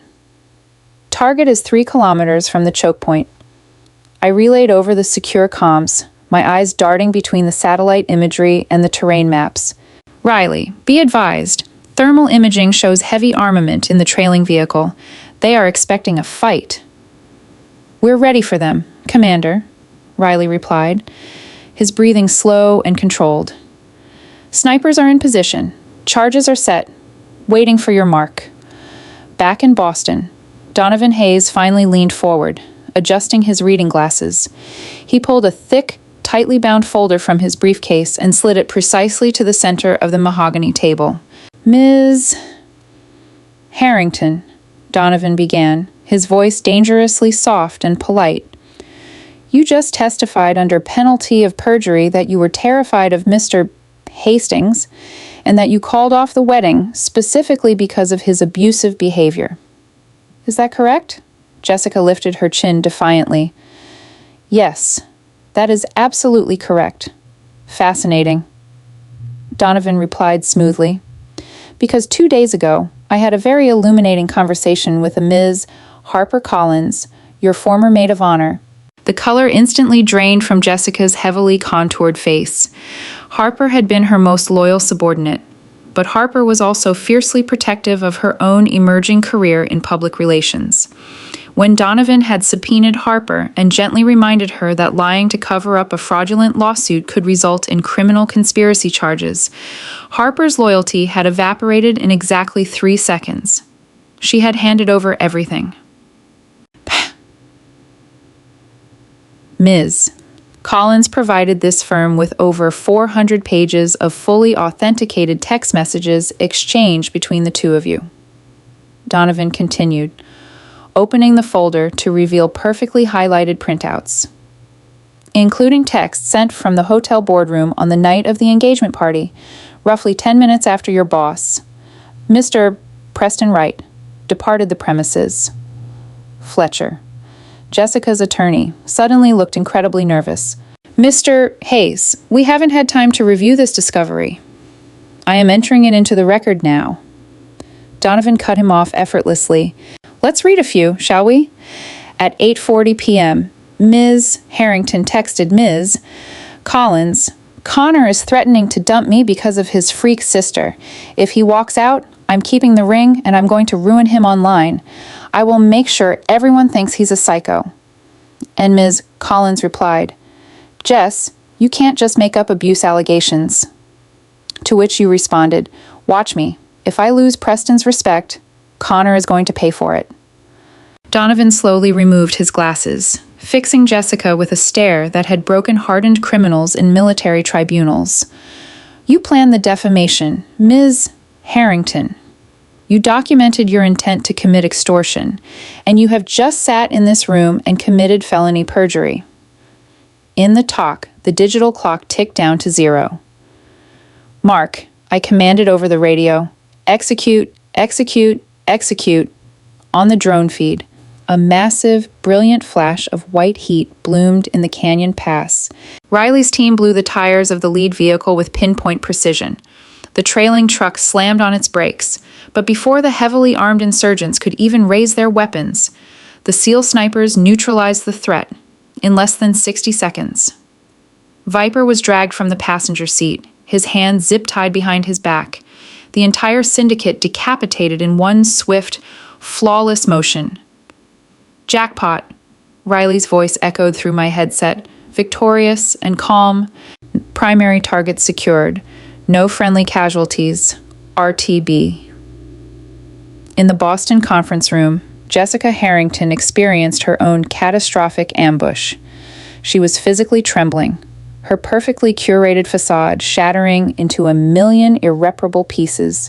Her attorney, Fletcher, slammed his pen down, realizing his client had just exposed him to massive legal liability.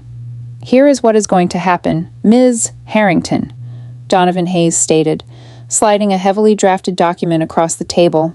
You are going to sign this comprehensive non-disclosure agreement, preventing you from ever speaking my client's name again.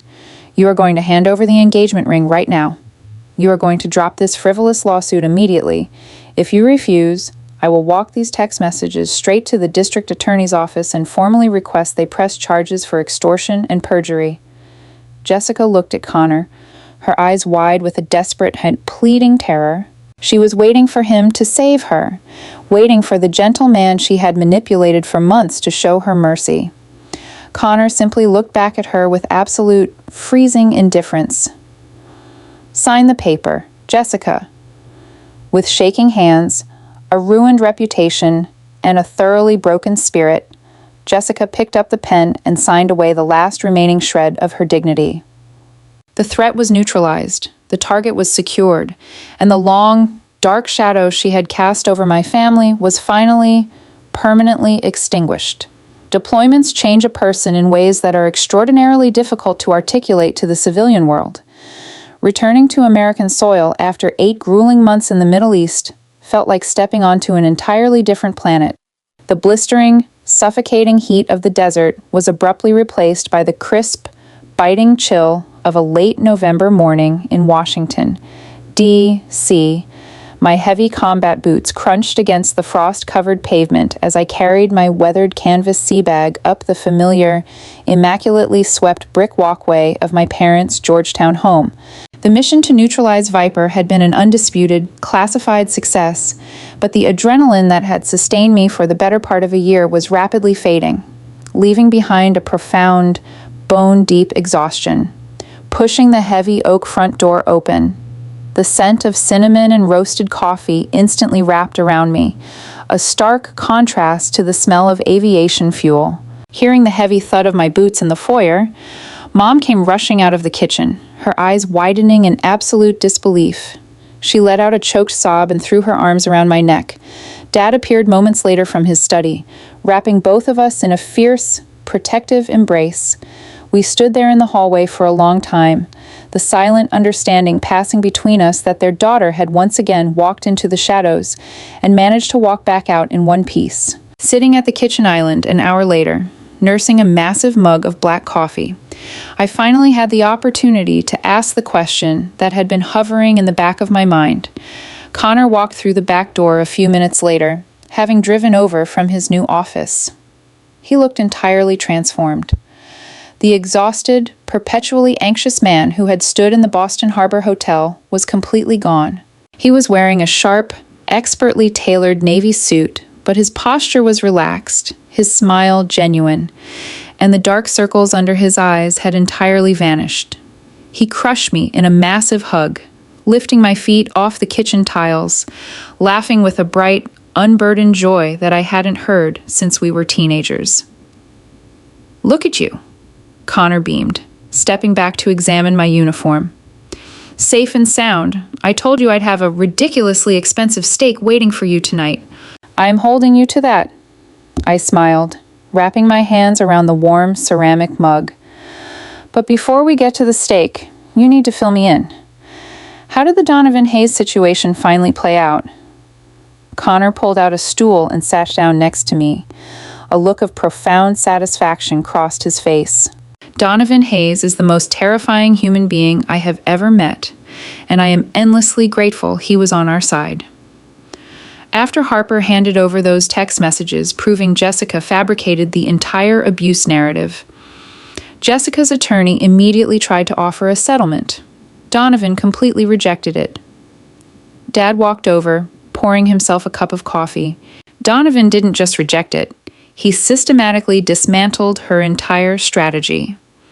He filed a motion for summary judgment on our counterclaim, and the judge granted it almost immediately. Jessica was ordered to return the engagement ring, which she had apparently tried to pawn 2 days prior to pay her mounting legal fees. "Wait, she tried to pawn a custom platinum ring during an active lawsuit?" I asked, genuinely stunned. "Exactly." Connor nodded. Because she violated the legal hold and committed perjury, the judge ordered her to pay all my legal fees, completely bankrupting her. But the absolute final nail in the coffin was the non-disclosure agreement. If she ever publicly mentions my name, your name, or posts anything regarding the military, she automatically owes us $500,000. "She lost everything," Mom said quietly, shaking her head. "She lost her job, her reputation, and her financial stability, all because she couldn't simply treat people with basic respect." 3 days later, the reality of my promotion finally caught up with my schedule. Driving my Jeep across the Potomac River to the Pentagon, I reported directly to Admiral Reynolds. Walking into his spacious corner office, I snapped to attention and rendered a crisp salute. "Welcome home, Commander Hastings." Admiral Reynolds boomed, returning the salute with a wide smile. I reviewed the unclassified action reports from the Viper interdiction. Flawless execution. Your intelligence synthesis was the sole reason Riley's team walked out of that canyon without taking a single casualty. Thank you, sir, I replied, taking a seat in the leather chair. Your deployment rotation is officially over. You are stationed stateside for the next 18 months, he continued, opening a thick manila folder.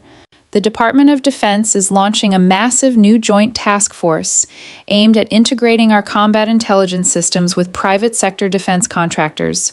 I want you to head the liaison committee. And it starts this Friday. There is a massive defense industry gala happening in downtown D&C.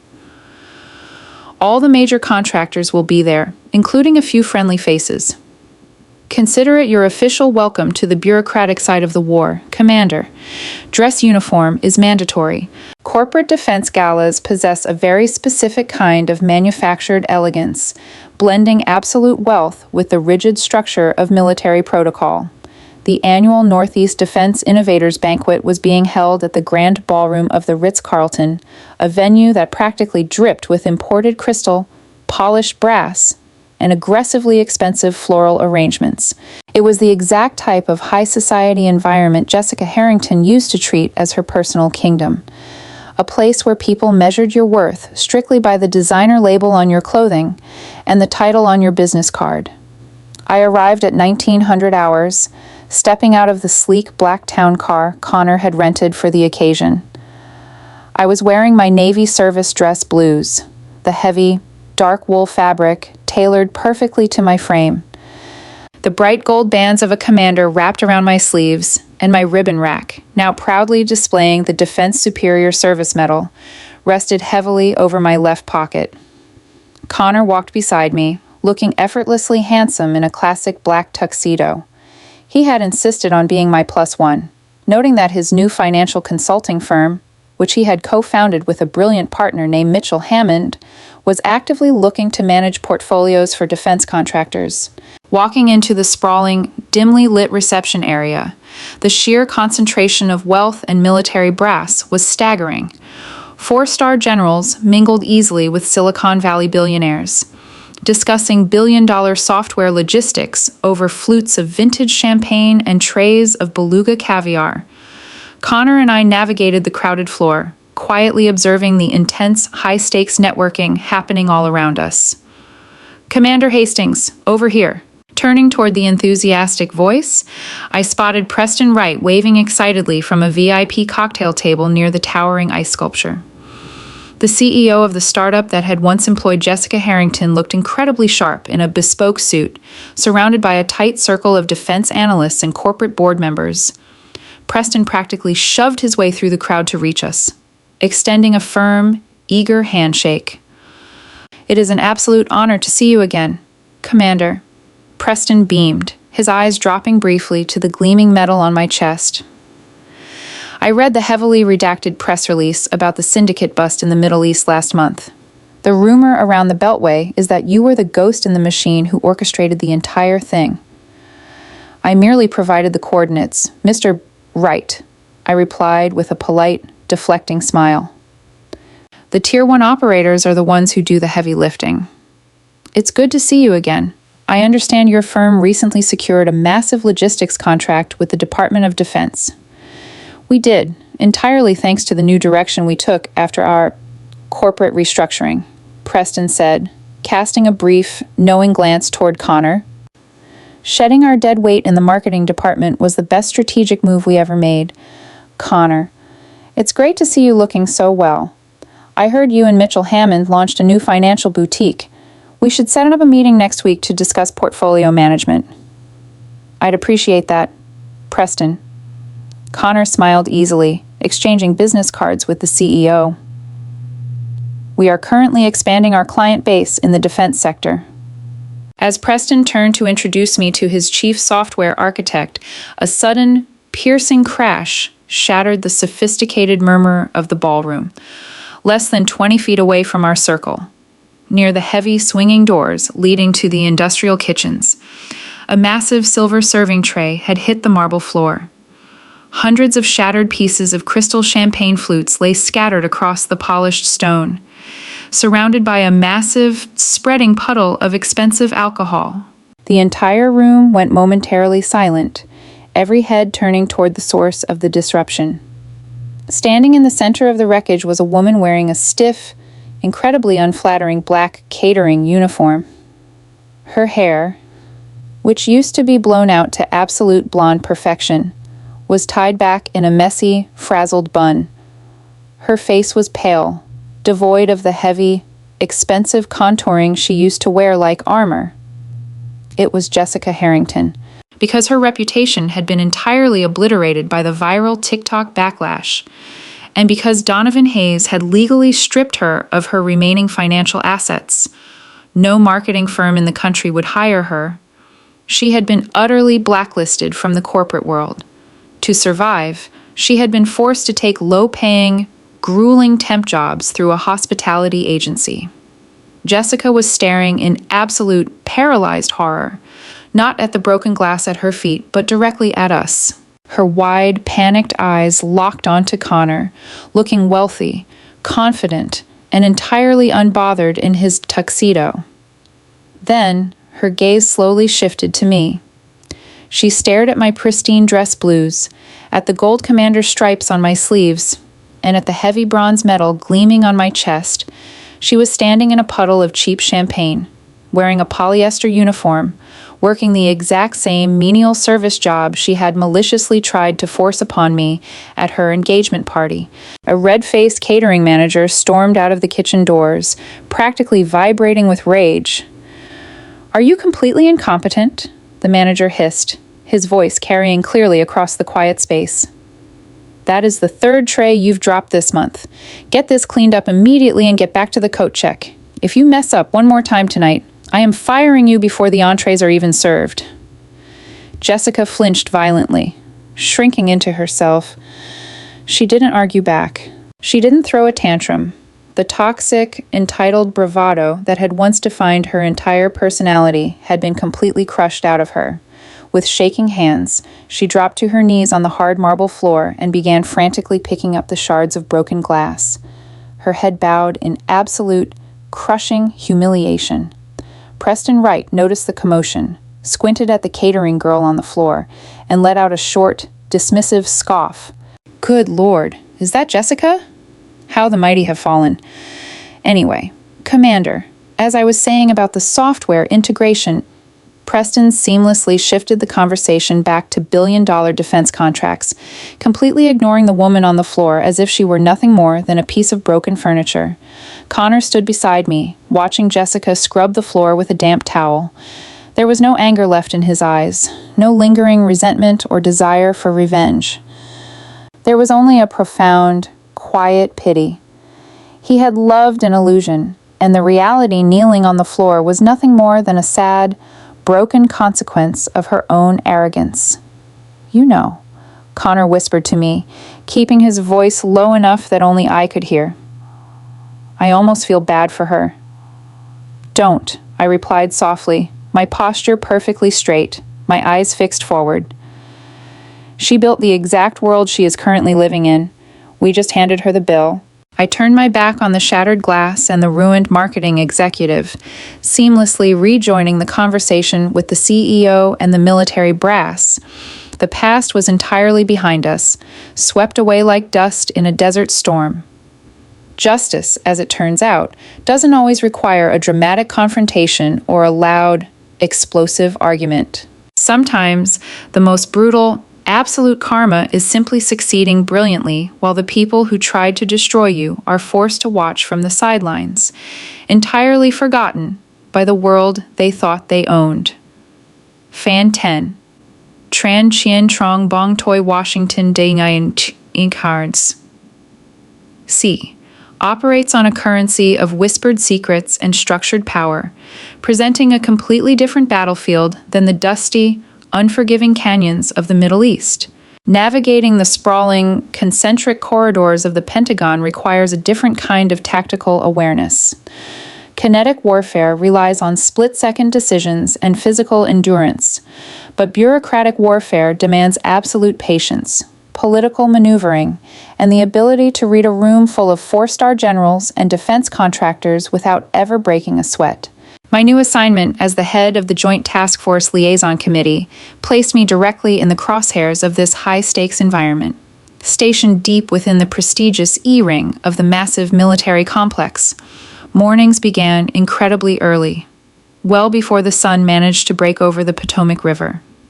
Stepping through the rigorous security checkpoints, the air inside the Pentagon always felt heavily pressurized with the weight of global consequences. My team consisted of 24 brilliant intelligence analysts and acquisitions experts, and our primary objective was to audit, integrate, and secure logistical software platforms developed by civilian defense contractors. We were the definitive gatekeepers.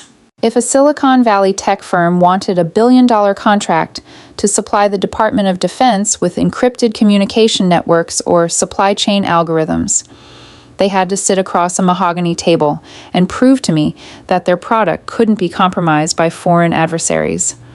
Preston Wright's company was one of the first major firms to submit their software for our rigorous stress testing protocols.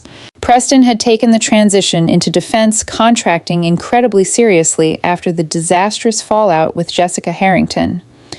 He recognized that military contracts required an absolute lack of superficiality, prioritizing impenetrable security over flashy marketing campaigns. During our first official briefing in a windowless, soundproof conference room, Preston sat across from me with his lead software architect, Jonathan Foley, a brilliant but nervously twitchy coder who looked terrified of my uniform. Reviewing their proposal for a new decentralized supply chain tracker, my intelligence background immediately began highlighting potential vulnerabilities. While my analysts ran the code through our classified firewall simulators, I focused on the human element of their corporate structure. Mr. Wright, I began, folding my hands on top of the heavily redacted file folder. The encryption protocols your team developed are robust. However, my concern lies in your server hosting distribution. You are relying on third-party cloud infrastructure located in data centers that also service commercial retail clients. If a hostile state actor wants to access our supply shipments, they won't attack your encryption directly. They will backdoor through the commercial retail servers you share space with. Preston blinked, clearly caught off guard by the depth of the tactical analysis. Jonathan Foley frantically began typing notes on his encrypted tablet. "Commander," Preston said respectfully, adjusting his posture. "We assumed the commercial firewall partitions were sufficient. How do you suggest we mitigate the shared server risk without rebuilding the entire data infrastructure from scratch?" "You don't rebuild it," I countered smoothly. "You isolate it. You move the DoD logistical data exclusively to physically partitioned servers monitored by our internal cyber command. My team will provide you with the necessary clearance protocols to integrate with our closed-loop systems. We do not share digital airspace with commercial entities." Preston nodded slowly, a look of profound realization settling over his features. "Understood, Commander. We will make the necessary adjustments immediately. I have to admit, having someone with your field experience auditing our systems is a massive wake-up call for our engineering department." While I was dismantling corporate software architectures in the Pentagon, my brother Connor was orchestrating his own massive victories in the financial sector. Hammond and Hastings Financial, the boutique consulting firm he had launched with his partner Mitchell Hammond, was experiencing an unprecedented explosion of growth, because the defense industry was pivoting heavily into D.C. Private tech firms desperately needed financial advisors who understood the incredibly complex regulatory landscape of government contracting.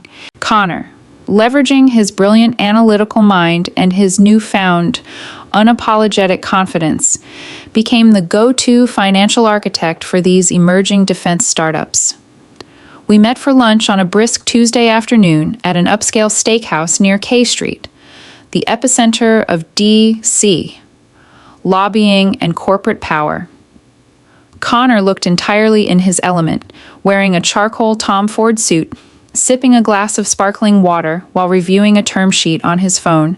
The dark shadows that had once haunted his eyes during his engagement to Jessica were permanently banished, replaced by the sharp, focused energy of a man operating at the absolute peak of his potential.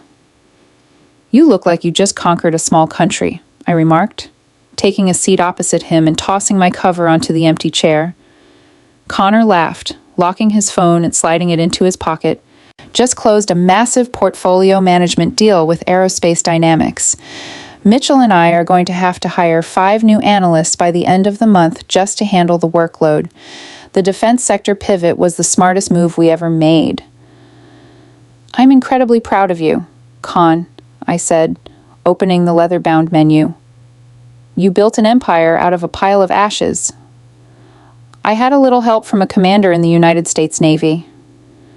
Connor smiled warmly. "Speaking of ashes, Donovan Hayes called me this morning.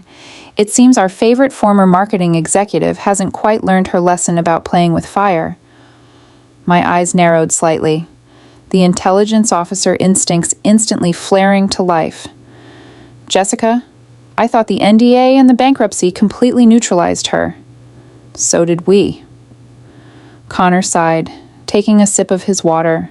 "But desperation makes people do incredibly stupid things." Donovan caught her trying to execute one last, pathetic maneuver, and he is preparing to drop the absolute final hammer. Desperation operates like a cornered animal, abandoning all logic in favor of frantic, self-destructive survival tactics.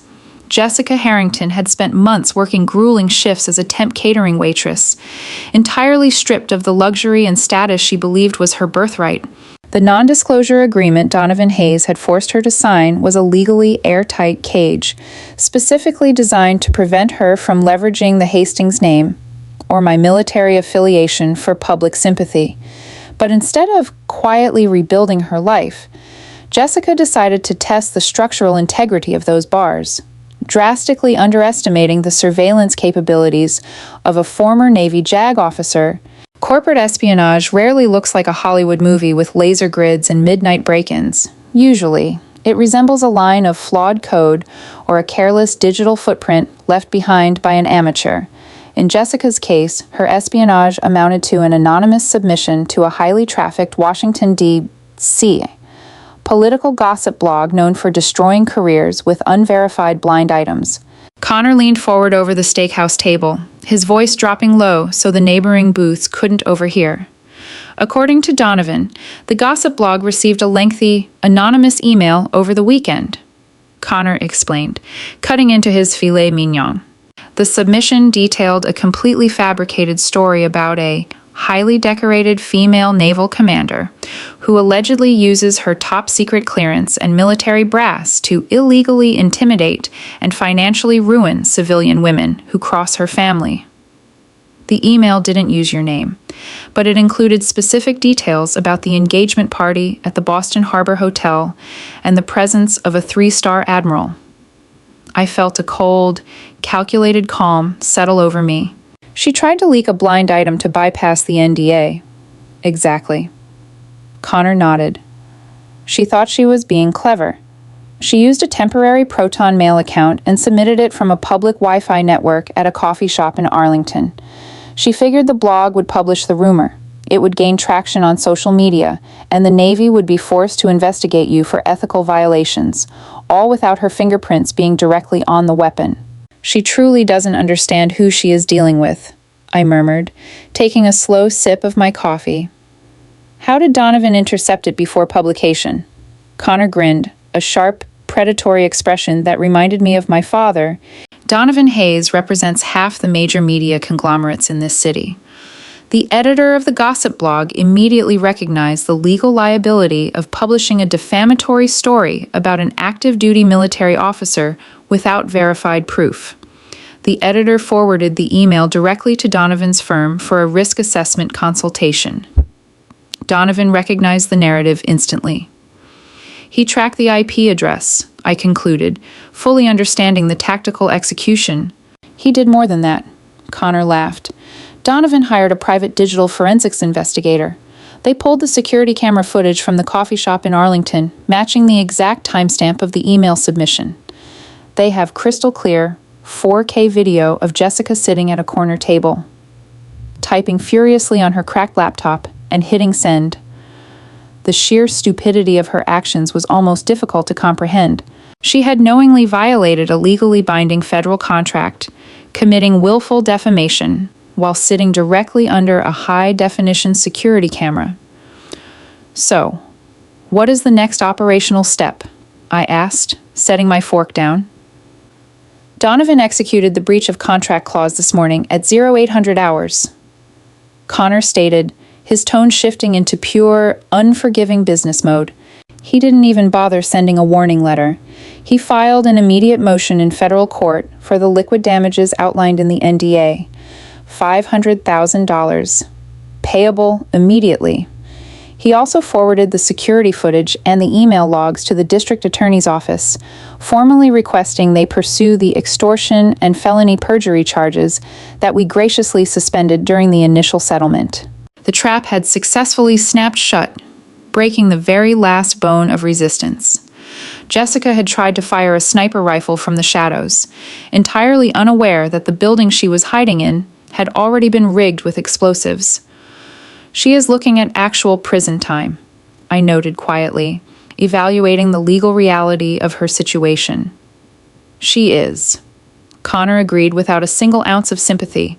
Donovan told her public defender that the only way he drops the request for criminal prosecution is if she immediately signs over any remaining assets, surrenders her passport to the court, and agrees to a legally binding exile from the eastern seaboard.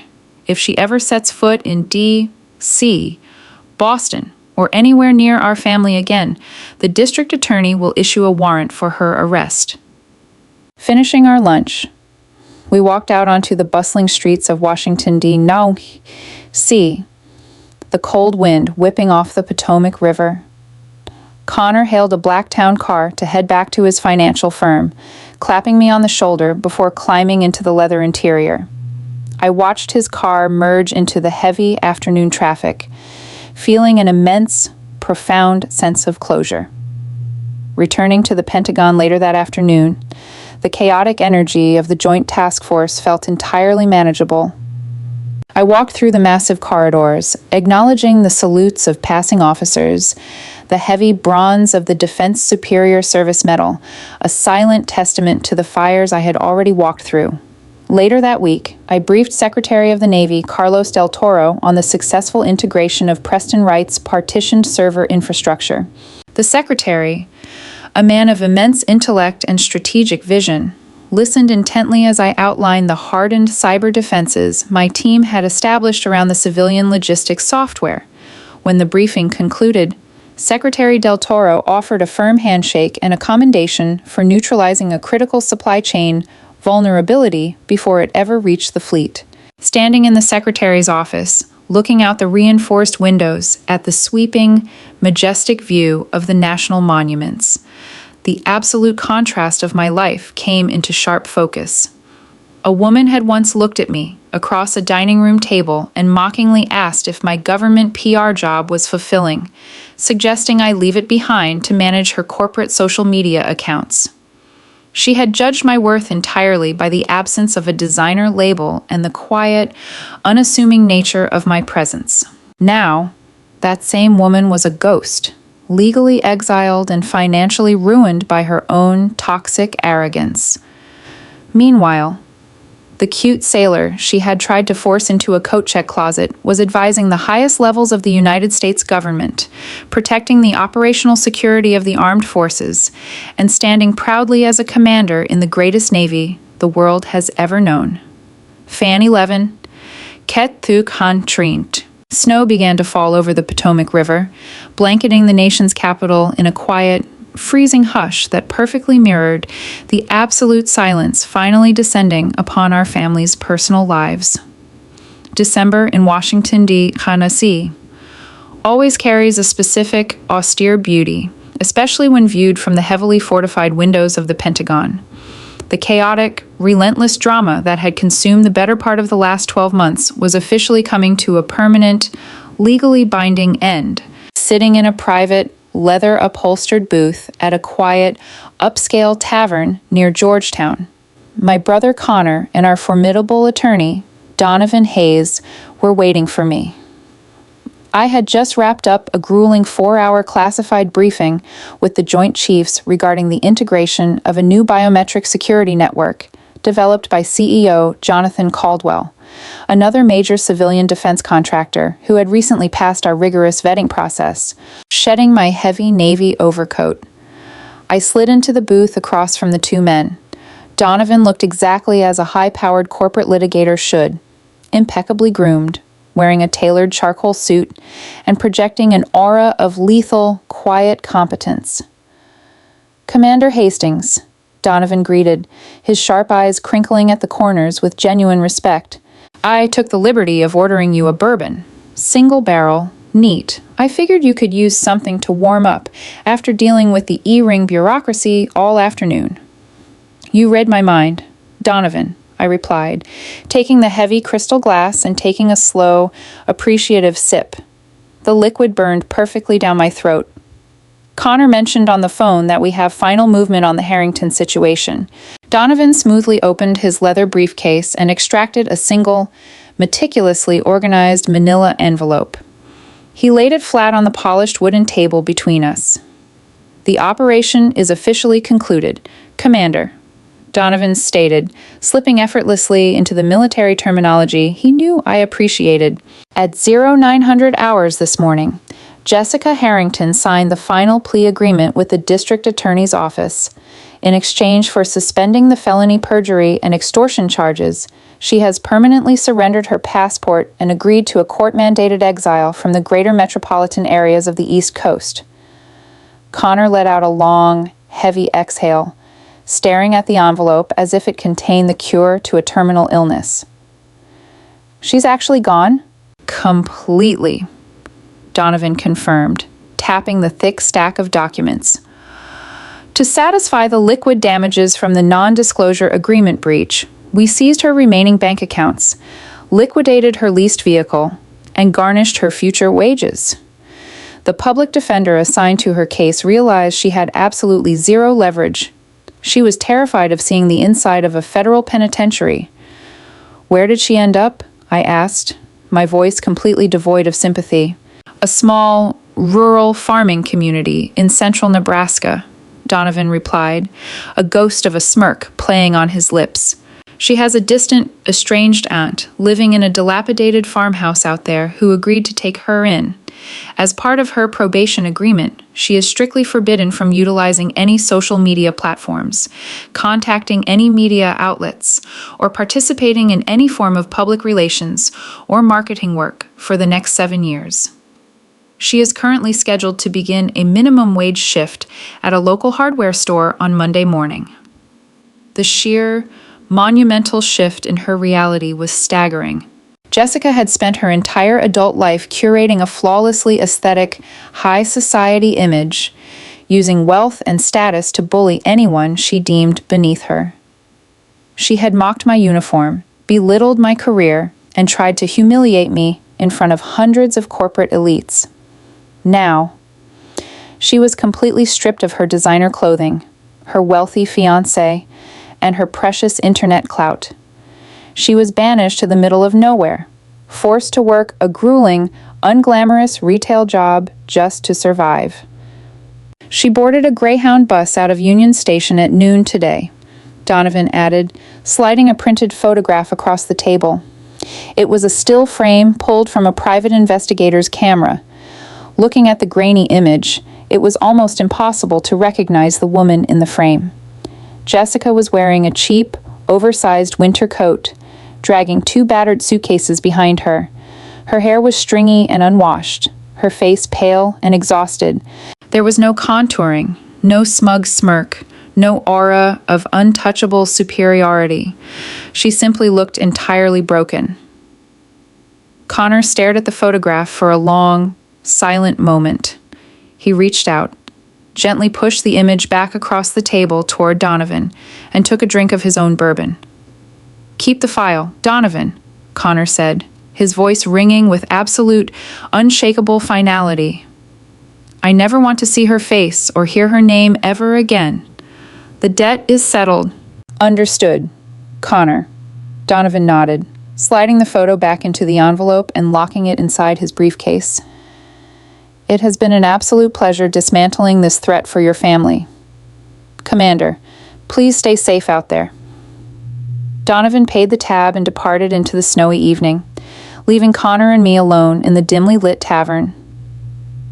The background noise of clinking glasses and low conversations washed over us, comfortable and incredibly normal. How does it feel? I asked quietly, looking at my brother. Like I've been holding my breath for an entire year, and I can finally exhale. Connor smiled, a genuine, radiant expression of relief. Mitchell and I just signed the lease on a massive new office space for the firm. We are bringing on 3 new partners to handle the influx of defense sector clients. My life is finally moving forward. Vic. And it's moving in the right direction because I finally learned how to spot the difference between something that looks valuable and something that actually is valuable. Sometimes we have to burn down the false foundations to build something strong, I replied, raising my glass to his. To strong foundations. Connor agreed, clinking his glass against mine. And to the United States Navy for providing the wrecking ball. Gathering around the rustic oak dining table in Connor's newly purchased Alexandria townhouse felt like a profound physical and emotional victory. It was Christmas Eve, precisely 1 year since the disastrous engagement party planning had first begun to poison our lives. The contrast between that suffocating period of our history and the warm, golden light of the present moment could not have been more striking. There were no imported white orchids, no $30,000 silk gowns, and absolutely no demanding, color-coded spreadsheets outlining mandatory servant duties for the guests. Instead, the air was thick with the scent of roasted garlic, rosemary, and the rich, smoky aroma of the expensive steaks Connor had promised to cook for my homecoming. My father, William, was standing near the stone fireplace, pouring generous glasses of a bold Cabernet Sauvignon that Preston Wright had sent over to Connor's firm as a holiday gift. My mother, Eleanor, was laughing brightly in the open kitchen, helping Connor plate the incredible feast he had spent all afternoon preparing.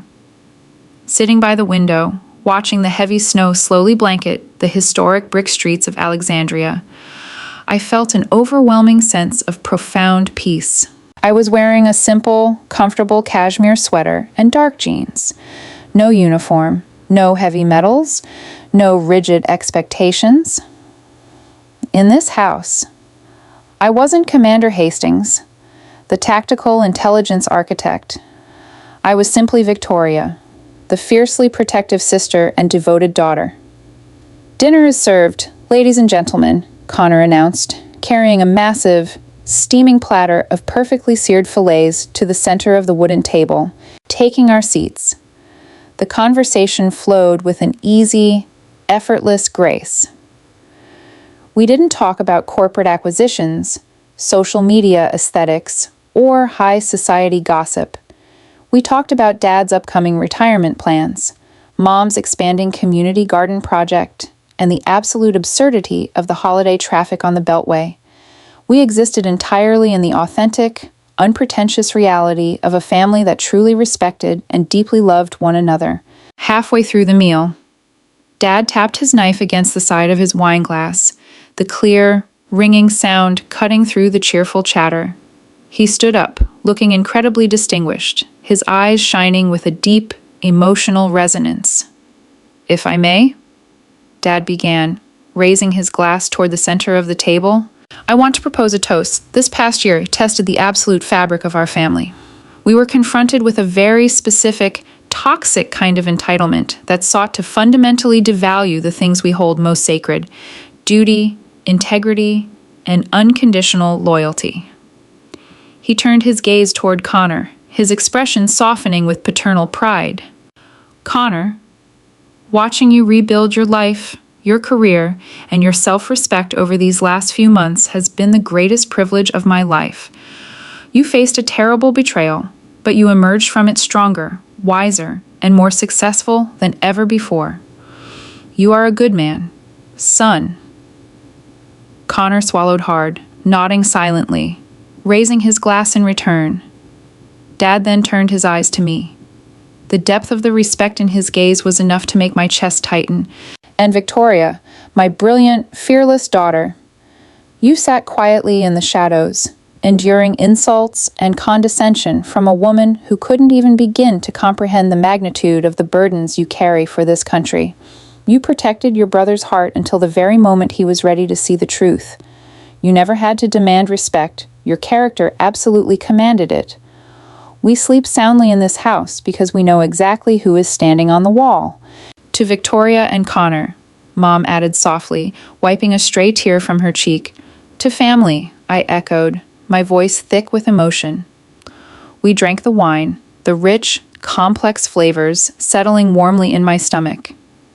The rest of the evening was spent by the fire, exchanging modest, meaningful gifts and sharing stories that made us laugh until our ribs ached.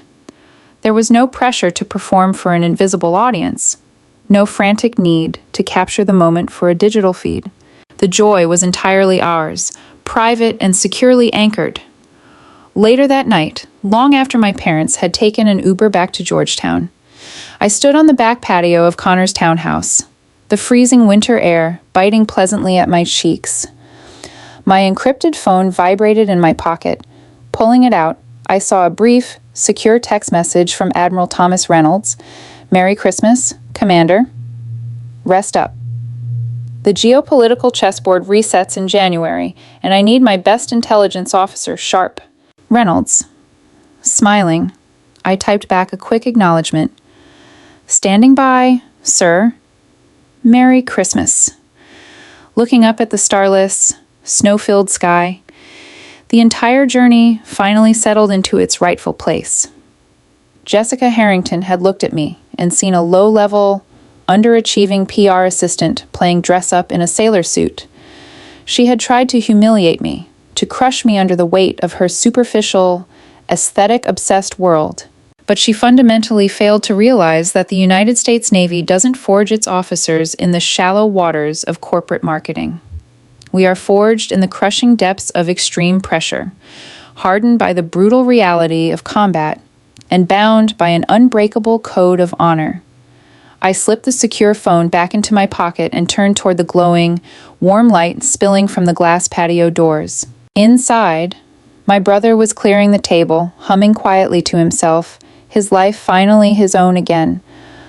The storm was completely over. The enemy had been entirely routed, and the horizon ahead was clear, secure, and infinitely bright. If you loved watching this arrogant, entitled Bridezilla get completely obliterated by a high-ranking naval commander, smash that like button. Jessica thought she could bully a PR assistant, but she learned the hard way that you never, ever mess with United States Naval Intelligence. Let me know in the comments what your absolute favorite moment of karma was. Was it the Admiral crashing the party, or the CEO firing her on the spot? Share this incredibly satisfying story of justice with your friends, and make sure you hit subscribe for more jaw-dropping, real-life drama.